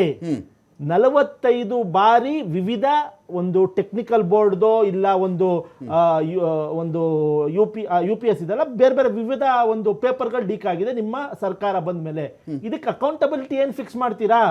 ಅದಲ್ಲದೆ ಈ ಎಕ್ಸಾಮ್, ನೀಟ್ ಎಕ್ಸಾಮ್ಗೆ ಖರ್ಚಾಗ್ತಿರೋದು, ಇದು ಸ್ಟೂಡೆಂಟ್ ಇಂದ ಕಟ್ಟಿಸ್ಕೊತಾ ಇರೋದು ನಿನ್ನೆ ರಾಹುಲ್ ಗಾಂಧಿ ಅವ್ರು ಪ್ರೆಸ್ ಮಾಡಿದ್ರು, 1,00,000 ಕೋಟಿ 3 ಏನೋ ಸಮ್ ನಂಬರು ಸರ್. ಮತ್ತೆ ಎಜುಕೇಶನ್ ಬಡ್ಜೆಟ್ 1,00,00,40 ಲಕ್ಷ ಅಂತ ಏನೋ ಒಂದು ನಂಬರ್ ಹೇಳಿದ್ರು. ನಾನು ಕರೆಕ್ಟ್ ಆಗಿ ನಂಬರ್ ಹೇಳ್ತೀನಿ. ಇಷ್ಟೆಲ್ಲ ಮಾಡಿದ್ರು ಆ ಮಕ್ಕಳಿಗೆ ಯಾಕೆ ಇವರು ನರೇಂದ್ರ ಮೋದಿ ಜಸ್ಟಿಸ್ ಕೊಡ್ತಿಲ್ಲ? ಯಾಕೆ ಅವ್ರಿಗೆ ಹಣ ಪಟ್ಟಿ ಕೊಡ್ತಿಲ್ಲ? Re exam itself big justice ಅಂತ ಹೇಳಿ, ನಾನು ರೀ ಎಕ್ಸಾಮ್ ಕಂಡಕ್ಟ್ ಮಾಡ್ಬಿಟ್ಟಿದ್ದೀನಿ ಅವ್ರಿಗೆ ಅಂತ ಹೇಳಿ, ಅದೇ ದೊಡ್ಡ ಜಸ್ಟಿಸ್ ಅಂತ. ಒಂದು ಮಗು ಒಂದು ಎಕ್ಸಾಮ್ಗೆ ಪ್ರಿಪೇರ್ ಆಗ್ಬೇಕಾದ್ರೆ ಆ ಪ್ರೆಷರ್ ಅಲ್ಲ ಸರ್. ನಾನ್ ನೋಡಿದೀನಿ ಸರ್, ನಮ್ಮ ಅಣ್ಣನ ಮಗ 10ನೇ ಕ್ಲಾಸ್ ಬರೀಬೇಕಾದ್ರೆ ರಾತ್ರಿ 11 ಗಂಟೆ 12 ಗಂಟೆ ಎಲ್ಲ ತಂದೆ ತಾಯಿ ಮಕ್ಕಳು ಅದನ್ನ ದೇ ವಿಲ್ ಅಂಡರ್ಗೋ. ಪುನಃ ಇನ್ನೊಂದು ರಿಪೀಟ್ ಆದ್ರೆ ಅವ್ರು ಮಾರಲ್ಲಿ ಕುಗ್ಗೋಗ್ತಾರೆ. ಮಾರಲ್ಲಿ ಕುಗ್ಗೋಗ್ಬಿಟ್ಟು ನನಗೆ ಏನಕ್ಕಪ್ಪ ಇದು ಬೇಕು ಅನ್ನೋ ಒಂದು ಫ್ಯಾಮಿಲಿ ಪ್ರೆಷರ್ ಇರುತ್ತೆ, ಒಂದು ಸೊಸೈಟಿ ಪ್ರೆಷರ್ ಇರುತ್ತೆ. ಇವೆರಡನ್ನು ಅಕ್ಸೆಪ್ಟ್ ಮಾಡ್ಕೊಂಡು ಅವರು ಇನ್ನೂ ಮೃದು ಸ್ವಭಾವದ ಹುಡುಗರು ಇರ್ತಾರೆ ಸರ್. ಅವರು ಒಂದು ಮೆಚ್ಯೂರಿಟಿ ಇರಲ್ಲ. ಏನಕ್ಕಪ್ಪ ಇಷ್ಟೊಂದು ಪ್ರೆಷರ್ ಬರ್ತಾ ಇದೆ ನಮ್ಮ ಮೇಲೆ, ನಮ್ಮ ಫ್ಯಾಮಿಲಿ ಮೇಲೆ, ನನಗೆ ಅಂತ ಒಂದು ಪ್ರೆಷರ್ ಕ್ರಿಯೇಟ್ ಆಗಿರೋದ್ರಿಂದ 20 ಜನ ಹಸುನಿಗಿದ್ದಾರೆ. ಇದಕ್ಕೆ ಉತ್ತರ ಕೊಡ್ತಾರೆ ಸರ್ ಅವರು. ಇರ್ಷಾದ್ ದೇಶದ ಪ್ರತಿಭಟನೆಗಳಲ್ಲಿ ಈಗ ನಮಗೆಲ್ಲ ಮೊದಲು ಈ ಪ್ರಶ್ನೆ ಕೇಳ್ತಾ ಇದ್ರು, ಹೊಂದಿಸಿ ಬರೆಯಿರಿ, ಮ್ಯಾಚ್ ದ ಫಾಲೋಯಿಂಗ್ ಗೊತ್ತಲ್ಲ. ಈ ನೀವು ಯಾವುದೇ ಪ್ರತಿಭಟನೆ ತಗೊಳ್ಳಿ, ಒಂದು ಕಾಮನ್ ಫ್ಯಾಕ್ಟರ್ ಇದೆ ಇದರಲ್ಲಿ. ಏನು ಹೇಳಿ ಆ ಕಾಮನ್ ಫ್ಯಾಕ್ಟರ್ ನೋಡೋಣ. ಭಾರತದಲ್ಲಿ ನಡೆದಿರೋ ಯಾವುದೇ ಪ್ರತಿಭಟನೆಗಳು ತೊಗೊಂಡಾಗ ಒಂದೇ ಒಂದು ಕಾಮನ್ ಫ್ಯಾಕ್ಟರ್ ಇದೆ. ಏನು ಹೇಳಿ ನೋಡೋಣ. ಕಾಮನ್ ಫ್ಯಾಕ್ಟರ್ ಏನಂದರೆ, ಒಂದು ಅವ್ರಿಗೆ ಆ್ಯಂಟಿ ನ್ಯಾಷನಲ್ಸ್ ಹಣೆಪಟ್ಟಿ, ಅರ್ಬನ್ ನಕ್ಸಲ್ಸು, ಮೋದಿ ವಿರೋಧಿ, ದೇಶ ವಿರೋಧಿ, ಪಾಕಿಸ್ತಾನಿ, ಖಲಿಸ್ತಾನಿ, ಫಾರಿನ್ ಫಂಡಿಂಗು. ಈಗ ನೋಡಿ ಸೋರಸ್, ಮೆಟ್ರೋ ಸ್ಟಾಪ್ ಮಾಡಿಬಿಟ್ರಿ ರೀ. ಮೆಟ್ರೋದಲ್ಲಿ ಬರೀ ಸ್ಟೂಡೆಂಟ್ಸ್ ಓಡಾಡ್ತಾ ಇದ್ದೀರೇನ್ರಿ?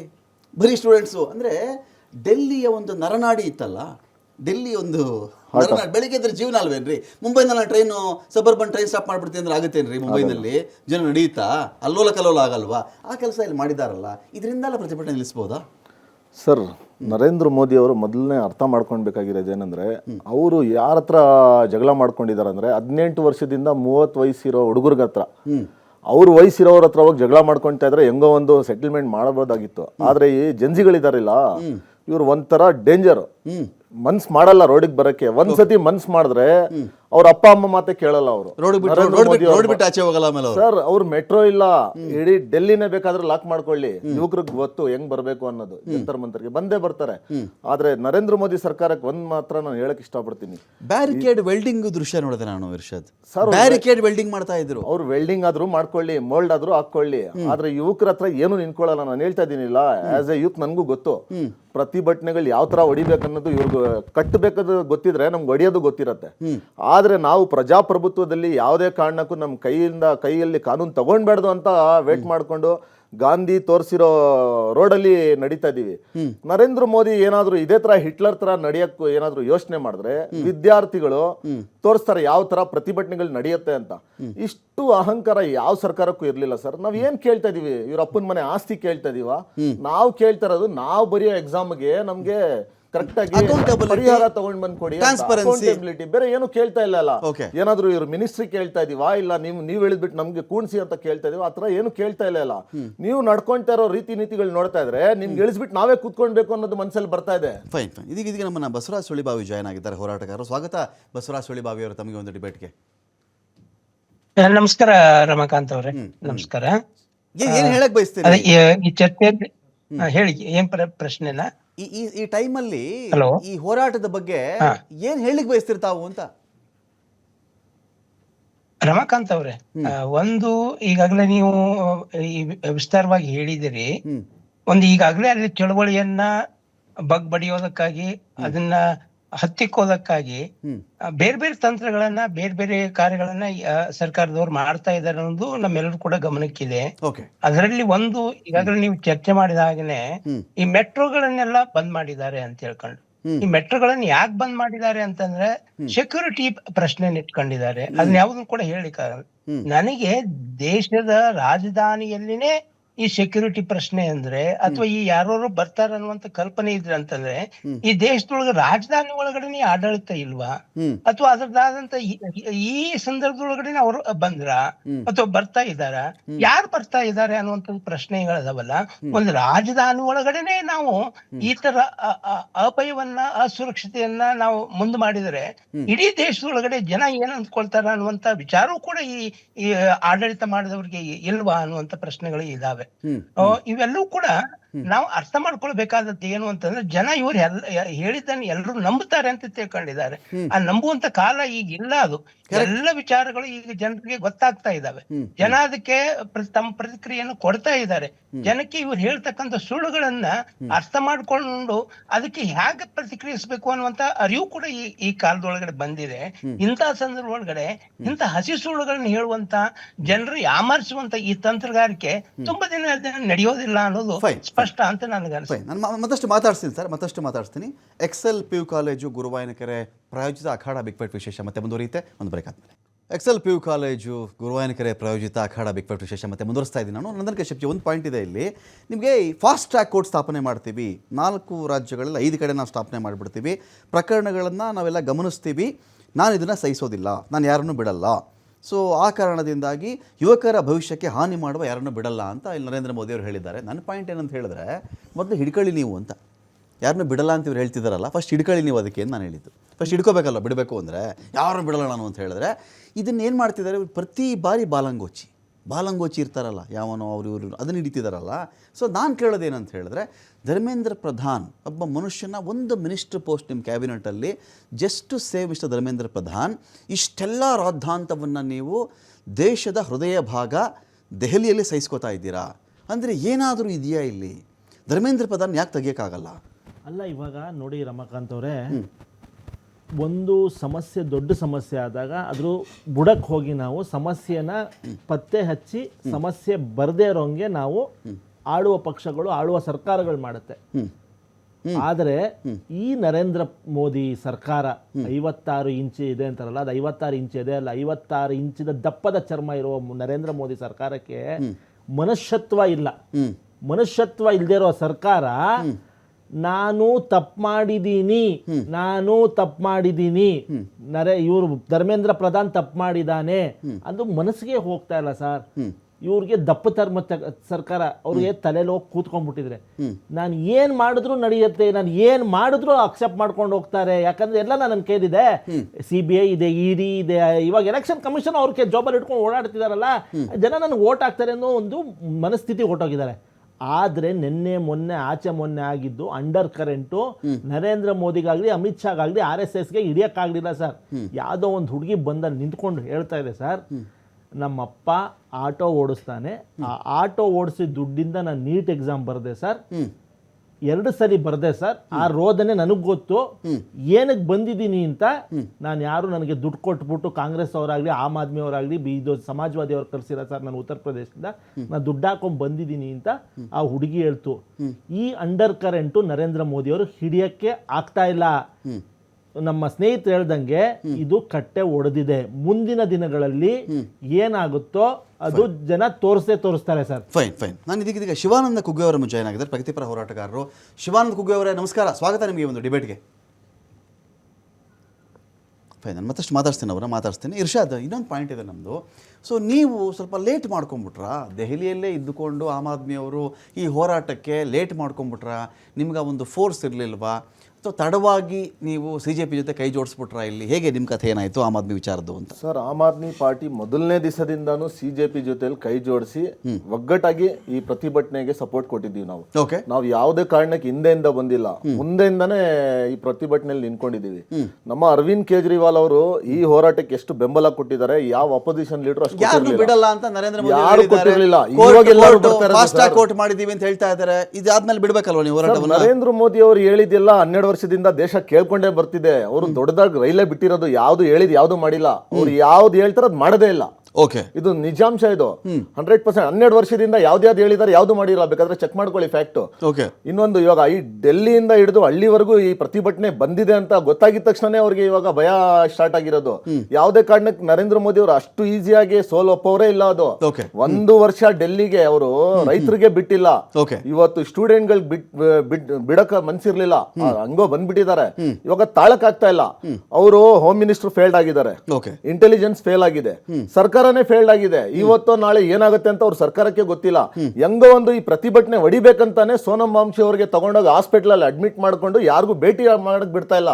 ಏನಕ್ಕಂದ್ರೆ ಇಲ್ಲೆಲ್ಲದು ಏನಾದ್ರೂ ಒಂದು ಮಿಸ್ಅಂಡರ್ಸ್ಟ್ಯಾಂಡಿಂಗ್ ತಗೊಂಡ್ ಬರ್ಬೇಕು CJPಗೂ ಸೋನಂ ವಾಂಗ್ಚುಕ್ ಅಂತ ಹೇಳ್ಬಿಟ್ಟು ಈ ಸರ್ಕಾರ ಆಡ್ತಾ ಇದೆ. ಫೈನ್. ಬಿಹಾರದಲ್ಲಿ ನಾವು ಚೆಕ್ ಮಾಡ್ಕೊಂಡಾಗ ನೀಟ್ ದಳ್ಳೂರಿ ಅಲ್ಲೂ ಶುರುವಾಗಿದೆ. ಬಿಹಾರದಲ್ಲಿ ನೀಟ್ ದಳ್ಳೂರಿ ಜೋರಾಗಿ ಉರಿತಾ ಇದೆ. ಅದು ಕತಿಹಾರಲ್ಲಿ ವಿದ್ಯಾರ್ಥಿಗಳು ಏನು ಮಾಡ್ತಾರಲ್ಲಿ, ಬಿಹಾರದಲ್ಲಿ ಪ್ರತಿಭಟನೆ ಜೋರಾಗಿ ಮಾಡಿದ್ದಾರೆ. ಧರ್ಮೇಂದ್ರ ಪ್ರಧಾನ್ ರಾಜೀನಾಮೆ ಕೊಡಬೇಕು ಅಂತ ಒತ್ತಾಯ ಮಾಡಿದ್ದಾರೆ. ಅಲ್ಲಿ ಪೊಲೀಸರು ವಿದ್ಯಾರ್ಥಿಗಳ ಮಧ್ಯೆ ದೊಡ್ಡ ಸಂಘರ್ಷ ಏರ್ಪಟ್ಟಿರೋದು ಬಿಹಾರದಲ್ಲಿ. ವಿಡಿಯೋ ಚೆಕ್ ಮಾಡ್ಕೊಳ್ಳಿ ನೀವು ಇದನ್ನು.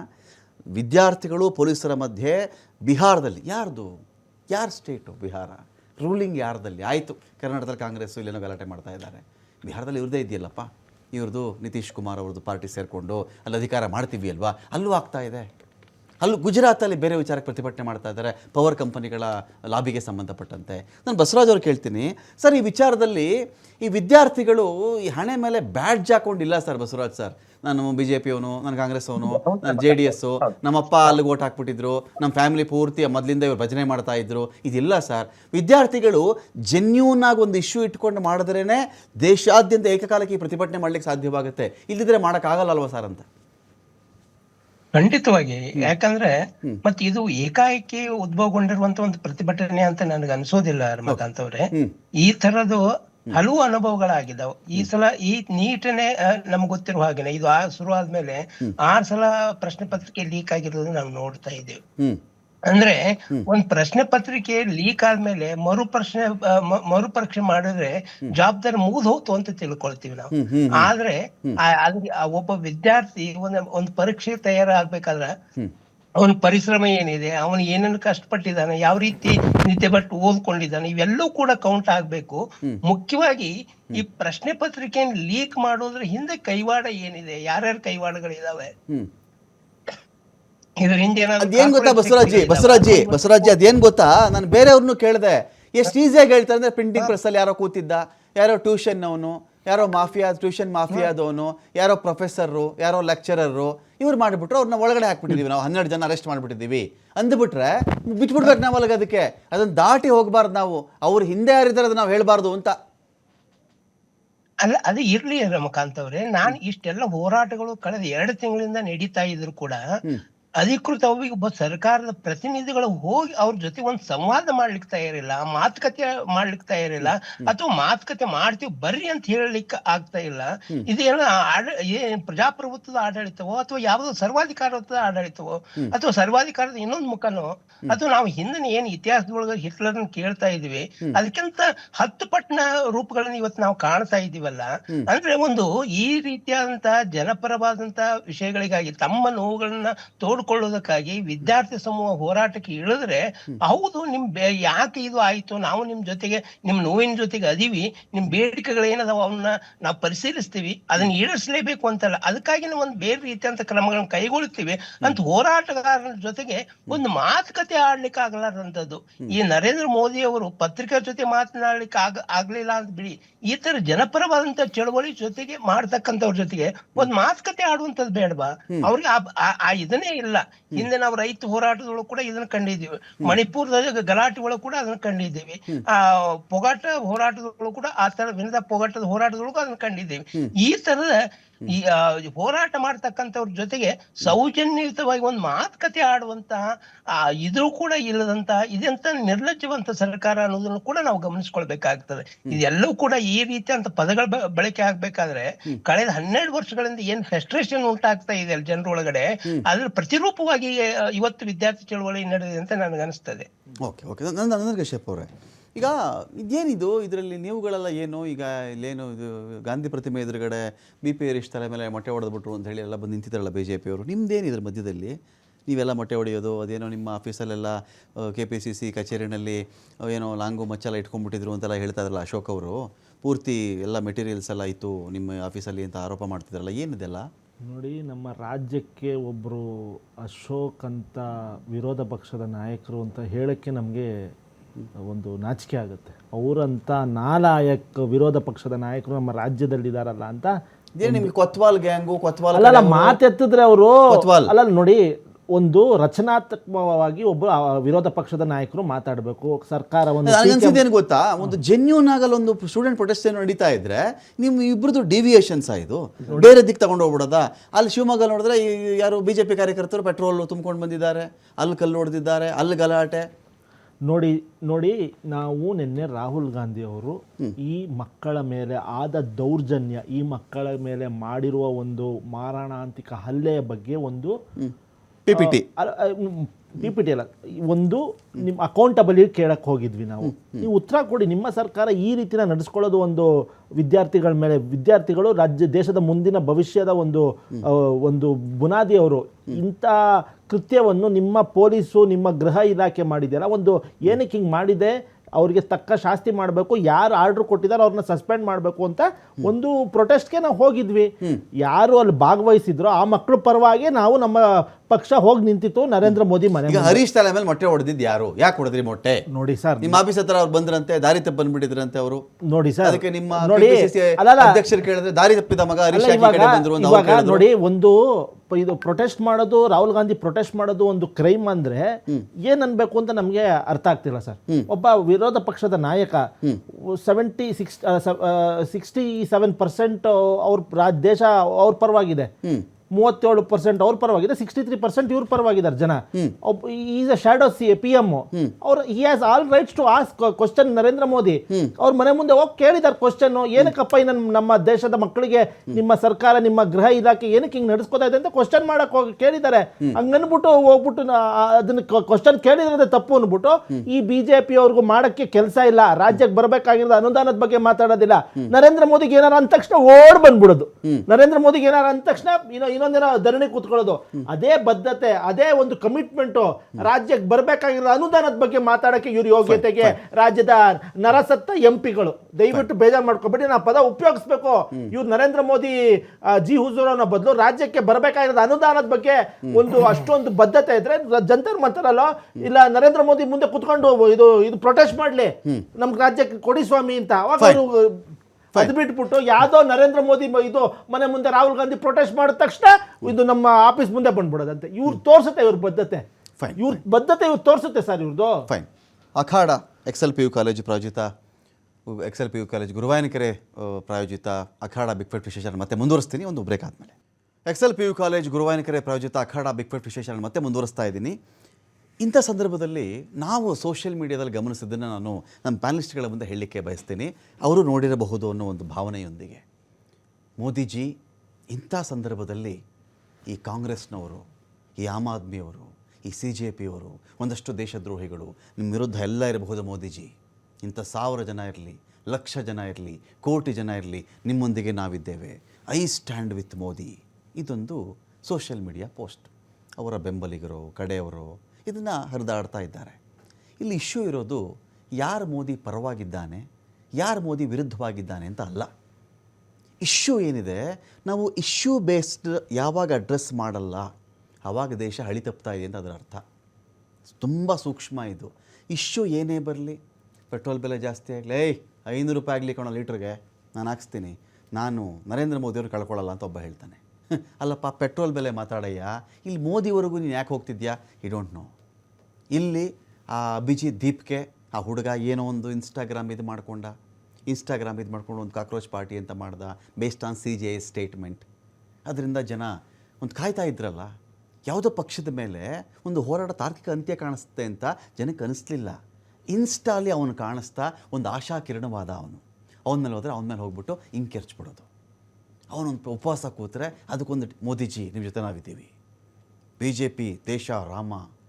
ಯಾರು ರಾಮನ ಪೂಜೆ ಮಾಡಲ್ಲ ರೀ ದೇಶದಲ್ಲಿ? ಎಷ್ಟು ಹಳ್ಳಿಗಳಲ್ಲಿ ಆಂಜನೇಯನ ದೇವಸ್ಥಾನಗಳಿಲ್ಲ ರೀ? ರಾಮ ಇಲ್ಲದೆ ಹನುಮ ಏನ್ರಿ? ಹನುಮ ಇಲ್ಲದೆ ರಾಮನ? ಎಲ್ಲಿ ಹನುಮನೋ ಅಲ್ಲಿ ರಾಮನು, ಎಲ್ಲಿ ರಾಮನೋ ಅಲ್ಲಿ ಹನುಮನು ಅಲ್ವಾ? ಹೀಗಿದ್ದಾಗ I stand with Modi. Modiji ನೀವು ತಲೆ ಕೆಡಿಸ್ಕೊಬೇಡಿ, ನಾವಿದ್ದೀವಿ. ಮೋದಿಜಿನ ಕೇಳ್ತಿರೋದು ಏನು ಹೇಳಿ? ಏನು ಕೇಳ್ತಿದ್ದೀವಿ? ಅಧಿಕಾರದ ಇಳಿದ್ಬಿಡಿ ಮೋದಿಜಿ. ನೋ. ಒಂದು ಅಕೌಂಟಬಿಲಿಟಿ. ನಿಮ್ಮಲ್ಲಿ ಒಂದು ಕೊಳೆತ ಆ್ಯಪಲ್ ಸೇರ್ಕೊಂಡ್ಬಿಟ್ಟಿದ್ದಾನೆ ನಿಮ್ಮ ಕ್ಯಾಬಿನೆಟ್ನ ಬುಟ್ಟಿಯಲ್ಲಿ. ಒಂದು ಆ ಥರದ್ದು ಕೊಳೆತ ಆ್ಯಪಲ್ಗೆ ರೋಗ ಇದ್ದರೆ ಉಳಿದ ಆ್ಯಪಲ್ಗಳಿಗೂ ಅದು ಹರಡಿಬಿಡುತ್ತೆ. ಅಂಥ ಕೊಳೆತೋಗಿರೋ ಒಂದು ಆ್ಯಪಲ್ನ, ಕಳಂಕಿತ ಒಂದು ಆ್ಯಪಲ್ನ ಬುಟ್ಟಿಯಿಂದ ತೆಗೆದು ಆಚೆ ಎಸಿರಿ ಅಂತ ನಾವು ಕೇಳ್ತಿರೋದು. I stand with Modi. ಯಾರು ಮೋದಿ ಜೊತೆ ಇದ್ದೀರೋ ಭಾರತದೊಂದಿಗೆ, ಯಾರು ಮೋದಿ ವಿರುದ್ಧ ಇದ್ದೀರೋ ಅವರು ಭಾರತದ ವಿರುದ್ಧವಾಗಿದ್ದೀರಿ. ನರೇಷನ್ಸ್. ಈ ನರೇಷನ್ಸ್ನ ಯಾವ್ಯಾವ ಹೋರಾಟಗಳು ಬೀಟ್ ಮಾಡಿವೆ ಅಂತ ಹೇಳಿದ್ರೆ, ಪಂಜಾಬ್ ರೈತರು ನರೇಷನ್ ಬೀಟ್ ಮಾಡಿದ್ರು, ಮಣಿಪುರದ ಹೋರಾಟಗಾರರು ಈ ನರೇಷನ್ ದಾಟಿ ಬಂದರು. ಅಲ್ಲೂ ಅದೇನೆ, ಮೈತೇಯಿ ಕುಕಿ ಯಾರ ಕಡೆ? ರೂಲಿಂಗ್ ಪಾರ್ಟಿ BJPಯಲ್ಲಿ. ಅವಾಗೂ ಐ ಸ್ಟ್ಯಾಂಡ್ ವಿತ್ ಮೋದಿ. ಬೆಂಕಿ ಹೊತ್ತು ಉರಿತಾ ಇದೆ, ಬೀದಿಲಿ ವಿವಸ್ತ್ರಗೊಳಿಸಿ ಅತ್ಯಾಚಾರ ಮಾಡಿ ಬಿಸಾಕ್ತಾ ಇದ್ದಾರೆ, ಐ ಸ್ಟ್ಯಾಂಡ್ ವಿತ್ ಮೋದಿ. ಇದಕ್ಕೆ ಮೀನಿಂಗ್ ಇಲ್ಲ. ಇರ್ಷಾದ್, ನಾನು ಅದನ್ನೇ ನಿಮ್ಮನ್ನು ಕೇಳ್ತೀನಿ, I stand with Modi or Modi against or India against. ಹೆಂಗೆ ನರೇಷನ್ಸ್ಗಳನ್ನ ಬೀಟ್ ಮಾಡೋದು ಹೇಗೆ? ಮನುಷ್ಯ, ನನಗೊಂದು ಹಸಿವಾಗ್ತಿದೆ, ಊಟ ಕೊಡ್ರಪ್ಪ ಅಂತ ಕೇಳಿದ್ರೆ, ಮೋದಿಜಿ ತಲೆ ಕೆಡಿಸ್ಕೋಬೇಡಿ, ಐ ಸ್ಟ್ಯಾಂಡ್ ವಿತ್ ಮೋದಿ. ಅವನು ಯಾರೋ ಊಟ ಕೇಳ್ತಾವನೆ, ಐ ಸ್ಟ್ಯಾಂಡ್ ವಿತ್. ಏನು ಮೀನಿಂಗ್ ಏನಿದಕ್ಕೆ ಅಂತ ಸರ್? ಇದು ಏನಿಲ್ಲ, ಅಂಧ ಭಕ್ತರುಗಳು ಹಾಕ್ಕೊಂತಾರೋ. ಏನೇ ಬರಲಿ ಮೋದಿಜಿ ನಿಮ್ಮ ಮುಂದೆ ನಾವಿದ್ದೀವಿ, ಶಕ್ತಿಮಾನ್. ಏನು ಯಾಕೆ ಮೋದಿ ಅವ್ರ ಜೊತೆಲಿ ಬೇಕಾದ್ರೆ ನಾವೇ ನಿಂತ್ಕೊಂತೀವಿ. ಆದ್ರೆ ಸ್ಟೂಡೆಂಟ್ಗಳು ಕೇಳ್ತಾ ಇದಾರಲ್ಲ, ಆ ಮಾತು ಕೇಳಲಿ ಅವರು, ಅವಾಗ ನಾವು ನಿಂತ್ಕೊಂತೀವಿ. ಸ್ಟೂಡೆಂಟ್ಗಳನ್ನ ಕೇಳ್ತಾ ಇರೋ ಮಾತೆ ಅವರು ಕೇಳ್ತಾ ಇಲ್ಲ. ಅವ್ರ ಜೊತೆಲಿ ನಿಂತ್ಕೊಂಡು ನಾವ್ ಏನ್ ಮಾಡ್ಬೇಕು? ದೇಶ ಹೊಡಿಬೇಕಾ? ಅವ್ರ ಜೊತೆಲಿ ನಿಂತ್ಕೊಂಡಿರೋರೆಲ್ಲ ದೇಶ ಹೊಡಿಯೋರ. ಇವತ್ತು ಜಂತರ್ ಮಂತರ್ ಹತ್ರ ಬಂದ್ಬಿಟ್ಟು ಮೋದಿ ತುಮ್ ಆಗೆ ಬಡೋ ಸಂಘರ್ಷ ಹಮ್ ಕರೆಂಗೆ ಅಂತ ಹೇಳ್ತಾ ಇದಾರಲ್ಲ, ಅವರೆಲ್ಲ ಯಾರು? RSS ಇಂದ ಬಂದಿರೋರು. ಅವ್ರಿಗೆಲ್ಲ ಅದು ಲಾಠಿ ಎಲ್ಲ ತೋರಿಸಿದ್ದಾರೆ ಹೆಂಗ್ ಹೊಡಿಬೇಕು ಏನು ಅಂತ. RSS ಅಲ್ಲಿ ಯಾರ್ಯಾರಿದ್ದಾರೆ ಎಲ್ಲರ ಕೈಯಲ್ಲೂ ಒಂದು ಲಾಠಿ ಕೊಟ್ಬಿಟ್ಟು ಪೊಲೀಸವ್ರ ಜೊತೆ ಸೇರಿಸ್ಬಿಟ್ಟಿದ್ದಾರೆ. ಅವರೇ ಹೊಡಿತಾರದು. ಪೊಲೀಸರು ಯಾವುದೇ ಕಾರಣಕ್ಕೆ ಸ್ಟೂಡೆಂಟ್ ಮೇಲೆ ಹಲ್ಲೆ ಮಾಡಕ್ ಮಾಮೂಲಿ ಡ್ರೆಸ್ ಅಲ್ಲಿ ಇದ್ದಾರೆ ಅವರು. ಪೊಲೀಸ್ ಅಂತ ಗೊತ್ತಿಲ್ಲ, ಸೈನ್ಯ ಅಂತ ಗೊತ್ತಿಲ್ಲ, ಮಾಮೂಲಿ ಡ್ರೆಸ್. ಪೊಲೀಸರು ಬ್ಯಾಚ್ ಇರ್ಬೇಕಿಲ್ಲ. ಸಡನ್ ಆಗಿ ಬ್ಯಾಚ್ ಇಲ್ಲ ಅಂದ್ರೆ RSS ಗುಂಡಾಗಳೇ ಅವರು. ಓಪನ್ ಆಗಿ ಹೇಳ್ತೀವಿ, ಏನು ಥ್ರೆಟ್ಟಿಂಗ್ ಇಲ್ಲ ನಮ್ಗೆ ಗೊತ್ತು RSS ಅವರು ಇದ್ರ ಜೊತೆ ಸೇರ್ಕೊಂಡಿದಾರಂತ. ರೈತರ ಪರವಾಗೂ ಆ ಹೋರಾಟ ಹೊಡಿಯಕ್ಕೂ RSS ಅವರು ಹೋದ್ರು. ಖಾಲಿಸ್ತಾನಿ ಅದು ಇದು ಅಂತ ಹೇಳಿದ್ರು. ಇವ್ರು ಹೋಮ್ ಮಿನಿಸ್ಟರ್ ಅಲ್ಲೂ ಫೇಲ್ಡ್ ಆದಿರಲ್ಲ. ಒಬ್ಬ ಖಾಲಿಸ್ತಾನಿಗೆ ಕರ್ಕೊಂಡೋಗಿ ಶಿಕ್ಷೆ ಮಾಡಕ್ ಆಗಿಲ್ಲ. ಇವತ್ತು ಸ್ಟೂಡೆಂಟ್ ಗಳಿಗೆ ಟೆರರಿಸ್ಟ್ ಅಂತಾರೆ.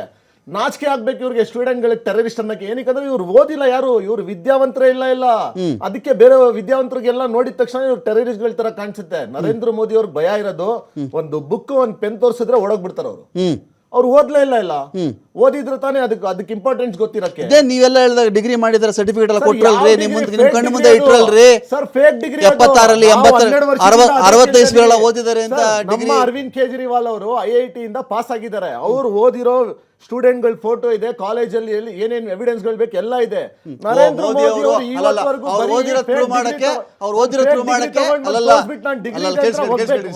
ಅವರು ನರೇಂದ್ರ ಮೋದಿ ಅವರು ಓದಿರೋದು ಪ್ರೂವ್ ಮಾಡಕ್ಕೆ ಆಮ್ ಆದ್ಮಿ ಪಕ್ಷದವ್ರಿಗೆ ಹಿಂಗೊಂದೆಲ್ಲ ಕೇಳ್ತಾರೆ ಅನ್ಬಿಟ್ಟು ಕ್ಲಾಸ್ 5ನೇ ಕ್ಲಾಸ್ ಅಲ್ಲಿ ಇದ್ದಾಗ ಒಂದು ಫೋಟೋ ತೆಗೆಸ್ಕೊಂಡು ಫ್ರೇಮ್ ಆಗಿ ಇಟ್ಬಿಡ್ಬೇಕಾಗಿತ್ತು. ನೀವು ಪ್ರೈಮ್ ಮಿನಿಸ್ಟರ್ ಜನ ಕೇಳಿದ್ರೆ ಉತ್ತರ ಕೊಳ್ಳೇಬೇಕು. ನೀವು ಅಕೌಂಟಬಿಲಿಟಿ ಇರೋ ಚೇರ್ ಅಲ್ಲಿ ಕೂತ್ಕೊಂಡಿದ್ದೀರಾ.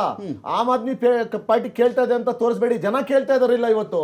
ಅದಕ್ಕೆ ತೋರಿಸ್ತಾ ಇಲ್ಲ ನೀವು. ನಾನು ಇಲ್ಲಿ ಬಸವರಾಜ್ ಅವ್ರು ಕೇಳ್ಬಿಡ್ತು ಒಂದು ಪ್ರಶ್ನೆ. ಬಸವರಾಜ್ ಸರ್, ಒಂದು ಪ್ರಶ್ನೆ ಇದೆ ಸರ್ ನಂದು. ಈ ಐ ಸ್ಟ್ಯಾಂಡ್ ವಿತ್ ಮೋದಿ ಅನ್ನೋ ವಿಚಾರಕ್ಕೆ ಸಂಬಂಧಪಟ್ಟಂತೆಯೇ ನಿಮ್ಗೆ ಆ ಪ್ರಶ್ನೆ ಕೇಳ್ಬಿಡ್ತೀನಿ ನಾನು ಸರ್. ಇಲ್ಲಿ ಮೋದಿಯವರು ಎಲೆಕ್ಷನ್ ನಿಂತಿದ್ದಾಗ ಬಿಜೆಪಿ ಪಕ್ಷದ ಒಬ್ಬ MP ಕ್ಯಾಂಡಿಡೇಟ್ ಅವರು ಗೆದ್ದ ಮೇಲೆ ನನ್ನ ದೇಶದ ನನ್ನ ತಾಯಿ ನೆಲದ ಪ್ರಧಾನಿ ನರೇಂದ್ರ ಮೋದಿ ಅವರು, ನನ್ನ ತಾಯಿ ನೆಲದ ಪ್ರಧಾನಿ ಸರ್ ಅವರು. ಈಗ ಬಂದಾಗ ಅವರು ಕಾಂಗ್ರೆಸ್ಗೂ ಅನ್ಯಾಯ, JDSಗೂ ಅನ್ಯಾಯ, ಆಮ್ ಆದ್ಮಿಗೂ ಅನ್ಯಾಯ ಮಾಡೋಕ್ಕಾಗಲ್ಲ. ಅಧಿಕಾರ ಕೊಟ್ಟಿದ್ದಾರೆ, 5 ವರ್ಷ ಇದ್ದಾರೆ. ಪ್ರತಿ ಬಾರಿ ಸರ್ ಇವರು ಸರ್ಕಾರದಲ್ಲಿ ಏನು ಗೋಳು ಗೊತ್ತಾ ಸರ್? ದೇಶ ಅಪಾಯದಲ್ಲಿದೆ, ದೇಶ 1ನೇ ಇಸ್ವಿಗೆ ಇದು ಮತಾಂತರವಾಗಿಬಿಡುತ್ತೆ, ಇನ್ನು 2048ಕ್ಕೆ ಈ ದೇಶ ಪೂರ್ತಿ ಇಸ್ಲಾಮೀಕರಣ ಆಗಿಬಿಡುತ್ತೆ, ಅಂಥ ಹಿಂದೂ ಧರ್ಮವೇ ಅಪಾಯಕ್ಕೆ ಸಿಕ್ಕಾಕೊಂಡ್ಬಿಟ್ಟಿದೆ, ಇದೀಗ ಪಾಕಿಸ್ತಾನಿಗಳ ಬೆದರಿಕೆ ಇದೆ, ಬಾಂಗ್ಲಾದೇಶಿಯರ ಹಾವಳಿ ಇದೆ, SIR ನಾವು ಇದಕ್ಕೆ ಮಾಡ್ತಾ ಇದ್ದೀವಿ, ಈಗ ಖಲಿಸ್ತಾನಿಗಳ ಭೀತಿ ನಮಗೆ ಶುರುವಾಗಿದೆ, ಇನ್ನೊಂದು LOKಲೇನೋ POKಲೇನೋ ಪ್ರಾಬ್ಲಮ್ ಆಗಿಬಿಟ್ಟಿದೆ, ಆ ಕಡೆ ಚೈನಾದಿಂದ ನಮಗೆ ಸಮಸ್ಯೆ ಇದೆ, ಎಲ್ಲ ಇವರೇ ಹಿಂದುತ್ವ ಅಪಾಯದಲ್ಲಿದೆ ಸರ್. ಎಲ್ಲ ಇವರೇ ಇದ್ದರೆ ಮುಲ್ಲಾನ್ ಪ್ರಧಾನಿ ಮಾಡ್ಬಿಡೋಣ. ಹಂಗಾದ್ರೆ ಒಬ್ಬ ಮುಲ್ಲಾನ್ ತೊಗೊಂಬಂದ್ಬಿಟ್ಟು ಪ್ರಧಾನಿ ಮಾಡ್ಬಿಡೋಣ ನಾವು. ಇಷ್ಟೆಲ್ಲ ಗಟ್ಟಿಮುಟ್ಟಾಗಿರೋರು ಇದ್ದು, ಇಂಥ ಎದೆಗಾರಿಕೆ, ಇಂಥ ಹೋಮ್ ಮಿನಿಸ್ಟರ್ಗಳು, ಇಂಥ ಶಿಕ್ಷಣ ಮಂತ್ರಿ ಇದ್ದುಕೊಂಡು ಮತ್ತು ಇವರೇ ಭಯ, ಅಪಾಯ ಅಪಾಯ ಅಪಾಯ. ತಿರುಗಿ ಇವರೇ ಏನು ಗೊತ್ತಾ? I stand with Modiji. ಯಾರ ವಿರುದ್ಧ?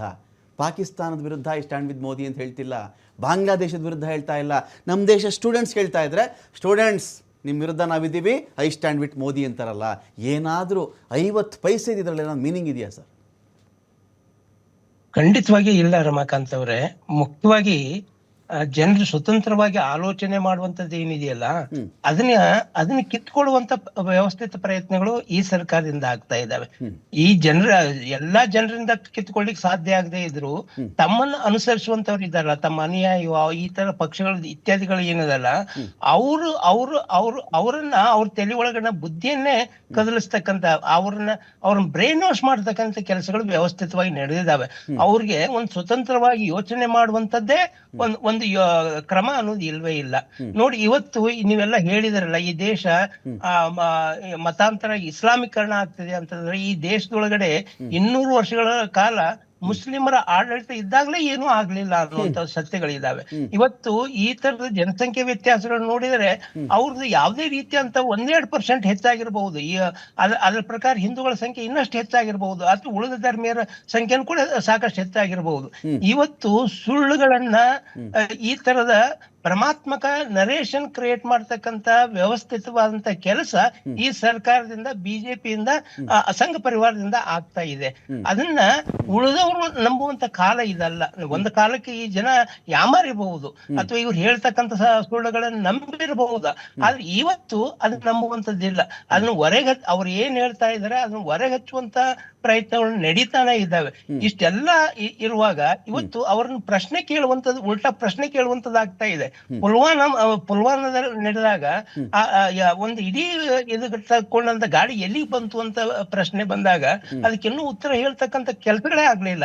ಅವ್ರು ಏನು ಈ ದೇಶ ಅಪಾಯದಲ್ಲಿದೆ ಅಂತಂದ್ರೆ ದೇಶಕ್ಕೆ ಹೊರಗಿನಿಂದ ಅವ್ರ ಅಪಾಯ ಅಲ್ಲ, ಇವ್ರ ಅಧಿಕಾರದಲ್ಲಿ ಹಿಡಿದಂತವ್ರಿಂದನೇ ದೇಶಕ್ಕೆ ದೊಡ್ಡದಂತ ಅಪಾಯ ಇದೆ. ಅಂದ್ರೆ ದಿನನಿತ್ಯ ಇವ್ರು ಮಾಡ್ತಾ ಇರೋದು ಏನು ಅಂತಂದ್ರೆ ದೇಶದೊಳಗಡೆ ಇರುವಂತ ಜನರ ನಡುವೆ ವ್ಯವಸ್ಥಿತವಾದಂತ ಏನು ಅಂತರಗಳನ್ನ ಕ್ರಿಯೇಟ್ ಮಾಡುವಂಥದ್ದು, ಒಬ್ಬರ ವಿರುದ್ಧ ಇನ್ನೊಬ್ಬರನ್ನ ಎತ್ತಿ ಕಟ್ಟುವಂಥದ್ದು, ಒಂದ್ ಧರ್ಮದ ವಿರುದ್ಧ ಇನ್ನೊಂದ್ ಧರ್ಮವನ್ನು ಎತ್ತಿ ಕಟ್ಟುವಂಥದ್ದು, ಒಂದ್ ಧರ್ಮೀಯರ ಬಗ್ಗೆ ಇಂಥ ಸುಳ್ಳುಗಳನ್ನ ಕ್ರಿಯೇಟ್ ಮಾಡುವಂತ ಈ ತರದ ಕೆಲಸಗಳು ನಿರಂತರವಾಗಿ ನಡೀತಾ ಇರೋದ್ರಿಂದ ಹೀಗೆ ಬಸವರಾಜ್ ಸರ್, ನಮಗೆ ಆಶ್ಚರ್ಯ ಆಗೋದೇನು ಗೊತ್ತಾ ಸರ್, ಆಶ್ಚರ್ಯ ಆಗೋದೇನು ಗೊತ್ತಾ ಸರ್, ನೀಟ್ ಎಕ್ಸಾಮ್ಗೂ ರಾಮನಿಗೂ ಸಂಬಂಧ ಇಲ್ಲ ಸರ್. ನೀಟ್ ಎಕ್ಸಾಮ್ಗೂ ಹಿಂದುತ್ವಕ್ಕೂ ಸಂಬಂಧ ಇಲ್ಲ, ಹಿಂದುತ್ವಕ್ಕೂ ಸಂಬಂಧ ಇಲ್ಲ, ಸೂತ್ರ ಎಲ್ಲ ಸಂಬಂಧ. I stand with Modi, I stand with Modi ಅಂತಾರಲ್ಲ, ಏನಕ್ಕಿದು? ಅಂದ್ರೆ ಅಸಂಬದ್ಧವಾಗಿ ಅರ್ಥಹೀನವಾಗಿ ಇದೆಲ್ಲ ನಿಂತ್ಕೊಂಡ್ಬಿಡ್ತಾರಲ್ಲ ಸರ್. ಆಮೇಲೆ ಇನ್ನೊಂದೇನು ಗೊತ್ತಾ ಸರ್, ಪ್ರತಿಭಟನೆ ಮಾಡ್ತಿರೋರನ್ನ ಅವ್ರುಗಳ ಮೇಲೆ ನೋಡ್ರಿ, ಅವನೊಂದು ದೊಡ್ಡ ಚಾಕು ತಂದುಬಿಟ್ಟಿದ್ದ, ನೋಡಿ ದೊಡ್ಡ ಕಲ್ಲು ಮೂಟೆ ತಂದುಬಿಟ್ಟಿದ್ದ, ಅವನು ಖಡ್ಗ ಇಟ್ಕೊಂಡ್ಬಿಟ್ಟಿದ್ದಾನು, ಇಲ್ಲಿ ನೋಡ್ರಿ ಸೊಂಟದಲ್ಲಿ ಇಟ್ಕೊಂಡ್ಬಿಟ್ಟಿದ್ದಾನೆ ಎಂದ ಮಾತ್ರಕ್ಕೆ ಸರ್ ಆ ಇಡೀ ಪ್ರತಿಭಟನಾಕಾರರು ತಲೆ ಕೆಟ್ಟು ಮನೆಗಳು ಬಿಟ್ಟುಬಿಟ್ಟು ಅಲ್ಲಿ ಊಟ ಇಲ್ಲದೆ ಮಳೆ ಬರಲಿ, ಚಳಿ ಆಗಲಿ, ಗಾಳಿ ಆಗಲಿ, ಲಾಟಿಲಿ ಹೊಡಿಲಿ, ಬೂಟಲ್ಲಿ ಹೊಡಿಲಿ, ತಲೆ ಮೇಲೆ ಹೊಡಿಲಿ, ಯಾವ ಗ್ರಾಚಾರ ಕೂತ್ಕೋತಾರೆ ಸರ್ ಅಲ್ಲಿ? ಯಾವ ಗ್ರಾಚಾರಕ್ಕೆ ಹೋಗ್ಲಿ?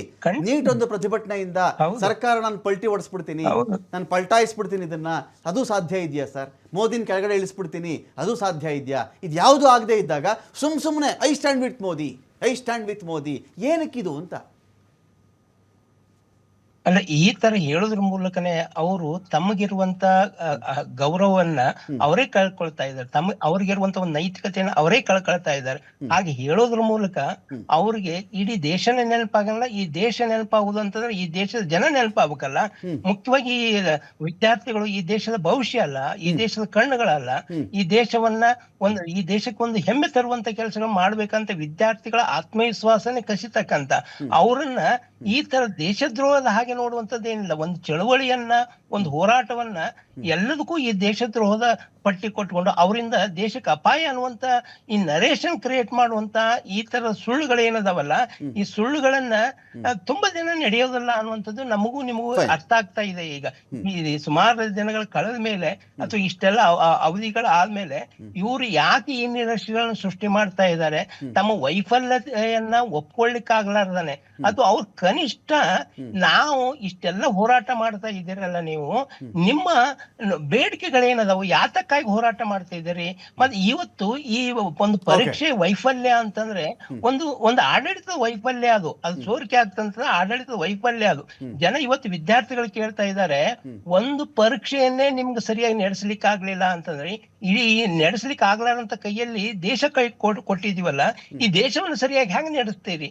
ಆ ಕಾರಣಕ್ಕಾಗಿನೇ ನೀವು ಜನರ ತಲೆ ಒಳಗಡೆನೆ ಬೇರೆ ಬೇರೆ ವಿಚಾರಗಳನ್ನು ಸೃಷ್ಟಿ ಮಾಡೋದಕ್ಕಾಗಿ ಭಯ ಇದೆ ನೀವು ಭಯ ಅನ್ನುವಂತ ಈ ಪದವನ್ನು ಯಾವತ್ತು ತೆಗೆದು ಹಾಕ್ತೀರಿ? ಇವತ್ತು ಸರಿ, ಎಕ್ಸೆಲ್ PU ಕಾಲೇಜ್ ಪ್ರಾಯೋಜಿತ ಗುರುವಾಯನಕೆರೆ ಪ್ರಾಯೋಜಿತ ಅಖಾಡ ಬಿಗ್ ಫೈಟ್ ವಿಶೇಷ ಮತ್ತೆ ಮುಂದುವರಿತಾ ಇದೆ. ಒಂದು ಬ್ರೇಕ್ ಆದ್ಮೇಲೆ ಎಕ್ಸೆಲ್ PU ಕಾಲೇಜು ಗುರುವಾಯನಕೆರೆ ಪ್ರಾಯೋಜಿತ ಅಖಾಡ ಬಿಗ್ ಫೈಟ್ ವಿಶೇಷ ಮತ್ತೆ ಮುಂದುವರಿತಾ ಇದೆ. ನಂದನ್ ಕಶ್ಯಪ್ ಅವರೇ, ಒಂದು ಪಾಯಿಂಟ್ ಇದೆ ಇಲ್ಲಿ. ಈಗ ಒಂದೂರಲ್ಲೊಬ್ಬ ರಾಜ ಇದ್ದಂತೆ. ಆ ರಾಜ ಏನೋ ಕಾರಣಕ್ಕೆ ಬೆತ್ತಲಾಗ್ಬಿಟ್ಟ. ಬೆತ್ತಲಾದರೂ ಕೂಡ ಆ ರಾಜನಿಗೆ ಯಾರೋ ಹೇಳಿಬಿಟ್ರು, ಸ್ವಾಮಿ ನೀವೇನು ಬೆತ್ತಲೆ ಕಾಣ್ತಿಲ್ಲ ಅಂತ ಹೊಗಳಕ್ಕೆ ಶುರು ಮಾಡಿದ್ರು ಅವನ್ನ. ಒಂದಿಮಾಗದ್ರು ಅವರ ಮಂತ್ರಿ ಮಂಡಲ ಇರುತ್ತಲ್ಲ, ನೀವೇನು ಬೆತ್ತಲಾಗಿಲ್ಲ ಸ್ವಾಮಿ, ಯಾರು ಹೇಳಿದ್ದು ನಿಮಗೆ? ಬೆತ್ತಲೆ ಕಾಣಿಸ್ತೀರ ನಾನೊಂದು? ಬೆತ್ತಲೆ ಇಲ್ಲ ಸರ್, ನೀವು ಸಖತ್ತಾಗಿದ್ರೆ ಒಳ್ಳೆ ಏನು ಸರ ಒಡವೆ, ಆ ಕಂಠಿಹಾರ, ಆ ಸರ ನಿಮ್ಮದು, ಆ ಒಡವೆ, ಆ ಖಡ್ಗ, ಆ TV ಅದ್ಭುತ ಸರ್ ಅಂತ ಹೇಳ್ಕೊಂಡು ಎಲ್ಲರೂ ಅದೇ ಹೇಳ್ಕೊಳಕ್ಕೆ ಶುರು ಮಾಡಿದ್ರು. ರಾಜ ಬೀದಿಲಿ ಮೆರವಣಿಗೆ ಬಂದುಬಿಟ್ಟ ಸರ್, ಬೆತ್ತಲೆ ಬೀದಿಲಿ ಮೆರವಣಿಗೆ ಬಂದುಬಿಟ್ಟ. ಎಲ್ಲರೂ ರೆಡಿ ಮಾಡಿ ಇಟ್ಬಿಟ್ಟಿದ್ರು. ರಾಜನಿಗೆ ಯಾರು ಹಂಗೆ ಹೇಳಬಾರ್ದು ಅಂತ. ಚಿಕ್ಕ ಮಗು ಬಂದು ಹೇಳ್ಬಿಡುತ್ತಂತೆ, ಚಿಕ್ಕ ಮಗು, ನೀವು ಬಟ್ಟೆನೇ ಹಾಕಿಲ್ಲ ಅಂದ್ಬಿಡುತ್ತಂತೆ. ರಾಜನಿಗೆ ಅದು ಜ್ಞಾನೋದಯ ಆಗಬೇಕಲ್ವೇ? ಬಹುಶಃ ಈ ಹೊಗಳುವಿಕೆ ಅನ್ನೋದು ಒಬ್ಬ ಮನುಷ್ಯನನ್ನು ಏನು ಮಾಡಬಲ್ಲದು ಎನ್ನುವುದನ್ನು ಅರ್ಥ ಮಾಡ್ಕೊಳ್ಳೋ ಕಾಲಘಟ್ಟದಲ್ಲಿ ನಾವು ಇದೀವ ಇವತ್ತಿಗೆ ಅಂತ. ನೋಡಿ ಸರ್, ಒಳ್ಳೆ ಒಂದು ಟಾಪಿಕ್ ಎತ್ತಿದ್ರಿ ರಮಾಕಾಂತ್ ಅವರೇ. ಅಲ್ಲಿ ಒಂದು 3 ಜನ ಮಕ್ಕಳದ್ದು ಒಂದು ವಿಡಿಯೋ ನೋಡ್ತಾ ಇದೆ ಸರ್, ಯೂಟ್ಯೂಬಲ್ಲಿ, ಇನ್ಸ್ಟಾಗ್ರಾಮಲ್ಲಿ. ನಮ್ಮ ತಂದೆ ಮರಿ ಕಾಕ್ರೋಚ್ ಅಂತು ಸರ್, ನಾನು ಬೇಬಿ ಕಾಕ್ರೋಚ್ ಅಂತು, ನಾನು ಲಿಟ್ಲ್ ಕಾಕ್ರೋಚ್ ಅಂತು, ಒಂದು ಮಗು ಬಂದುಬಿಟ್ಟು ಮಕ್ಕಳು ಏನಂದ್ರು ಅಂದ್ರೆ, ನನ್ನ ತಂದೆ ತಾಯಿ ಅಂಧ ಭಕ್ತರು ಸರ್, ಅವರ ಕಾಟ ತಡಿಲಾರ್ದೆ ನಾನು ಹೇಳ್ದೆ ಕೇಳ್ದೆ ಓಡ್ ಬಂದಿದ್ದೀವಿ ನಾವು ಇಲ್ಲಿಗೆ ಅಂತಂದ್ರು. ಜನಕ್ಕೆ ಪರಿವರ್ತನೆ ಒಂದು ಸ್ಟಾರ್ಟ್ ಆಗಿದೆ. ಇನ್ನೊಂದು ತೋರಿಸ್ತೀನಿ ಸರ್ ನಿಮ್ಮ ವಿತ್ ಯುವರ್ ಪರ್ಮಿಷನ್ನು. ಇವರು ಬ್ರಾಹ್ಮಣರು ಬನಿಯಾಗ ಠಾಕೂರ್ಗಳು ನಮ್ಮನ್ನ ಸಪೋರ್ಟ್ ಮಾಡ್ತಾರೆ ಅಂತಾರಲ್ಲ, ದಯವಿಟ್ಟು ಈ video with your permission play ಮಾಡ್ಬೋದು ಅಂದರೆ ಮಾಡ್ತೀನಿ ಸರ್. और ये बात सुनिए, जनोई तो हम देख लिए दूर से बात सुन लीजिए। जनोई देख लिया, कर्म से ब्राह्मण हूँ, कर्म से फौज का हिस्सा हूँ। ये फौज का हिस्सा था, यही मोदी अमित शाह ने मुझे बर्खास्त करवाया, 7 महीने मुझे क्लोज आस्ट में रखवाया, क्योंकि मैं देश के जवानों के पेंशन की लड़ाई लड़ रहा था। आप गूगल सर्च मारिएगा, मेरा नाम डालिएगा लोकेश कुमार आर्य वर्सेस यूनियन ऑफ इंडिया। आज भी मेरा केस जवानों के अर्धसैनिक बल के जवानों के लिए सुप्रीम कोर्ट में विचाराधीन है। सस्पेंड कर दिया गया आपको, सस्पेंड नहीं किया गया, बर्खास्त। ನೋಡಿ, ಒಬ್ಬ ಫೌಜಿನ 6 ತಿಂಗಳು ಫೌಜಿ ಪರವಾಗಿ ಹೋರಾಟ ಮಾಡಿದ್ದಕ್ಕೆ ಇದೇ ನರೇಂದ್ರ ಮೋದಿ ಒಳಕಾಕಿದಾರಂತೆ. ಬ್ರಾಹ್ಮಣರು ಬಿಜೆಪಿ ಸಪೋರ್ಟರ್ಸು ಅಂತಾರಲ್ಲ ಸರ್, ಇದೇ ಎಷ್ಟೊಂದು ಜನ ಬ್ರಾಹ್ಮಣರು ಯಾರು ಬಂದು ಹೇಳ್ಕೊತಾ ಇಲ್ಲ, ಆದ್ರೆ ಅವರು ಒಂದು ಆಂಗರ್ನ ವ್ಯಕ್ತಪಡಿಸ್ತಿದ್ದಾರೆ. ನೆಕ್ಸ್ಟು ನೀವು ಹೇಳಿದ್ರಿ ಬೆತ್ತಲಾಗ್ತಿದೆ ಅಂತ, ಆ ಬೆತ್ತಲೆ ದಿನಗಳು ಸ್ಟಾರ್ಟ್ ಆಗಿದೆ. ಯಾರು ವ್ಯಕ್ತಪಡಿಸ್ಲಿಲ್ಲ. ಒಂದು ಪ್ಲಾಟ್ಫಾರ್ಮ್ ಬೇಕಾಗಿತ್ತು. ಈ ನೀಟೇ ಒಂದು ಪ್ಲಾಟ್ಫಾರ್ಮು. ನರೇಂದ್ರ ಮೋದಿ, ಅಮಿತ್ ಶಾ ಮತ್ತೆ ಧರ್ಮೇಂದ್ರ ಪ್ರಧಾನ್ ಮಾಡಿರೋದು ದೇಶದ್ರೋಹದ ಕೃತ್ಯ. ನಮ್ಮ ಮಕ್ಕಳ ಮೇಲೆ ಅವರು ಇಲ್ಲ ಒಂದು ಆ ಮಟ್ಟದ ಒಂದು ಕೃತ್ಯ ಈ 75 ವರ್ಷದ ಇತಿಹಾಸದಲ್ಲಿ ನಾವು ಯಾರೂ ನೋಡಿಲ್ಲ. ಆ ಪಾಪ ಇವರಿಗೆ ಕಟ್ಕೊಂಡಿದೆ. ಮುಂದಿನ ದಿನಗಳಲ್ಲಿ ಇವರು ಮನೆಗೆ ಹೋಗೋದಂತೂ ಖಚಿತ ಸರ್. ಹಾಗಾಗಿ ಅಂಧಭಕ್ತತ್ವವನ್ನು ನಿಲ್ಲಿಸಿ ನಿಜವಾಗಿ ನಿಮ್ಮ ಮಕ್ಕಳಿಗೆ ಏನಾಗ್ತಿದೆ ಅಂತ ನೋಡ್ಬಿಟ್ಟು ಏನು ಸರಿ ಅನ್ನೋದೇ ಏನು ತಪ್ಪು ಅನ್ನೋದನ್ನ ನೋಡಿಕೊಂಡು ಸಪೋರ್ಟ್ ಮಾಡಿ ಅಂತ ನಿಮ್ಮ ವಾಹಿನಿ ಮೂಲಕ ನಾನು ಈ ಅಂಧಭಕ್ತರು ಕೇಳ್ಕೊತೀನಿ ಸರ್. ಏನು ಸರಿ ಇದೆ ಏನು ತಪ್ಪಿದೆ ಅಂದ್ಬಿಟ್ಟು ನೋಡ್ಕೊಂಡು ಸಪೋರ್ಟ್ ಮಾಡಿ. ದಯವಿಟ್ಟು ಅಂಧಭಕ್ತವನ್ನು ನಿಲ್ಲಿಸಿ. Thank you Nandan Kashyap ji, thank you Irshad ಅವರೇ, ಥ್ಯಾಂಕ್ ಯು ಬಸವರಾಜ ಸುಳಿಬಾವಿ ಅವರೇ. ಸಾಕಷ್ಟು ವಿಷಯಗಳ ಬಗ್ಗೆ ಮಾತಾಡಿದ್ದೀರಿ. ಏನಂತ ಹೇಳಿದ್ರೆ, ಈಗ ಈ ಸ್ಟೂಡೆಂಟ್ಸ್ ಪ್ರತಿಭಟನೆಯನ್ನು, ರೈತರ ಪ್ರತಿಭಟನೆಯನ್ನು, ಮಣಿಪುರದ ಪ್ರತಿಭಟನೆಯನ್ನು, ಗುಜರಾತಲ್ಲಿ ಪವರ್ ಲಾಬಿಗೆ ಒಳಗಾಗಬೇಡಿ ಅಂತ ಹೇಳಿ ರೈತರ ಪ್ರತಿಭಟನೆ ಮಾಡ್ತಾ ಇದ್ದಾರೆ. ತೆಲಂಗಾಣದ ಒಂದು ಪ್ರೊಟೆಸ್ಟ್ ನಡೀತಾ ಇದೆ. ಒಂದು 10 ಕಡೆ ದೇಶದಲ್ಲಿ ಮೇಜರ್ ಪ್ರೊಟೆಸ್ಟ್ಗಳಾಗ್ತಾ ಇವೆ ಇವತ್ತಿಗೆ. ಸೊ ಇಂಥ ಪ್ರತಿಭಟನೆಗಳನ್ನಾಗಿ ಮಾತ್ರ ನೋಡಿ. ರಾಜಕೀಯ ಎನ್ಕ್ಯಾಶ್ ಮಾಡ್ಕೊಳ್ತಾರೆ, ಅದು ಅವರ ಸಹಜ ಗುಣ. ಯಾವ ಪಾರ್ಟಿ ಆದರೂ ಸರಿ, ಕಾಂಗ್ರೆಸ್ ಆದರೂ ಅಷ್ಟೇ, ಆಮ್ ಆದ್ಮಿ ಆದರೂ ಅಷ್ಟೇ ಸರಿ. ಆದರೆ ನಿಮ್ಮ ಹೋರಾಟದ ಚಾರಿತ್ರ್ಯ ಇರುತ್ತಲ್ಲ, ಅದನ್ನು ಕಳ್ಕೊಬೇಡಿ. ಹೋರಾಟದಲ್ಲಿ ಪವಿತ್ರತೆ ಮತ್ತು ಚಾರಿತ್ರ್ಯ ಮತ್ತು ಆ ದಿಟ್ಟತನವನ್ನು ಯಾವತ್ತಿಗೂ ಬಿಟ್ಕೊಡ್ಬೇಡಿ. ನಿಮ್ಮ ಮೇಲೆ ಏನೇನೋ ಆರೋಪ ಬರ್ತಾವ್ರಿ. ಫಸ್ಟು ಒಂದು ಹೋರಾಟ ಬಂದಾಗ ನಿಮ್ಮನ್ನು ಹಾಳು ಮಾಡೋದೇನೋ, ನಿಮ್ಮ ಚಾರಿತ್ರ್ಯ ಹರಣ ಮಾಡಿಬಿಡ್ತಾರೆ ಹೋರಾಟದಲ್ಲಿ. ಅದೇ ಮೊದಲ ಗುರಿ ಅವ್ರದ್ದು. ನೀವು ಅದಕ್ಕೆ ಧೃತಿಗೆಟ್ಟುಬಿಟ್ರಿ ಅಂತ ಹೇಳಿದ್ರೆ ಮುಗಿದೋಯ್ತು ನಿಮ್ಮ ಕತೆ. ಆಮೇಲೆ ನೀವು ಬದುಕಿದ್ದು ಸತ್ತಂತೆ. ಹೋರಾಟಗಳು ಜಾರಿಯಲ್ಲಿರಲಿ. ಏನಕ್ಕೋಸ್ಕರ? ಒಬ್ಬ ಮನುಷ್ಯನ ರೆಸಿಗ್ನೇಷನ್ಗೋಸ್ಕರ. ಆ ರೆಸಿಗ್ನೇಷನ್ ತೆಗೆದುಕೊಳ್ಳಲಾಗದೆ ಇಷ್ಟರ ಮಟ್ಟಿಗೆ ಇದು ಹೋಗ್ತಿದೆ, ಮೆಟ್ರೋ ಬಂದ್ ಮಾಡೋ ಮಟ್ಟಿಗೆ ಹೋಗ್ತಿದೆ ಅಂತ ಹೇಳಿದ್ರೆ ಅಂಥ ಬೆಂಬಲ ಯಾಕೆ? ದೇಶದ 22 ಲಕ್ಷ ವಿದ್ಯಾರ್ಥಿಗಳು, ಅವರ ಮೇಲೆ ಅವಲಂಬಿತರು 5 ಕೋಟಿ ಜನ, ಅವರು ಇಲ್ದಿರೋದು ಒಬ್ಬ ಯಕಶ್ಚಿತ್ ಮನುಷ್ಯನಿಗೆ ಇನ್ನೊಬ್ಬ ರಿಪ್ಲೇಸ್ ಮಾಡ್ಬೋದಲ್ಲ ನೀವು? ಯಾಕೆ ಮಾಡ್ತಾ ಇದ್ದೀರಿ ಅಂತ ನಾವು ಪ್ರಶ್ನೆಯನ್ನು ಕೇಳ್ತಾ ಡಿಬೇಟ್ ಮುಗಿಸ್ತಾ ಇದ್ದೀನಿ. ನಮಸ್ಕಾರ.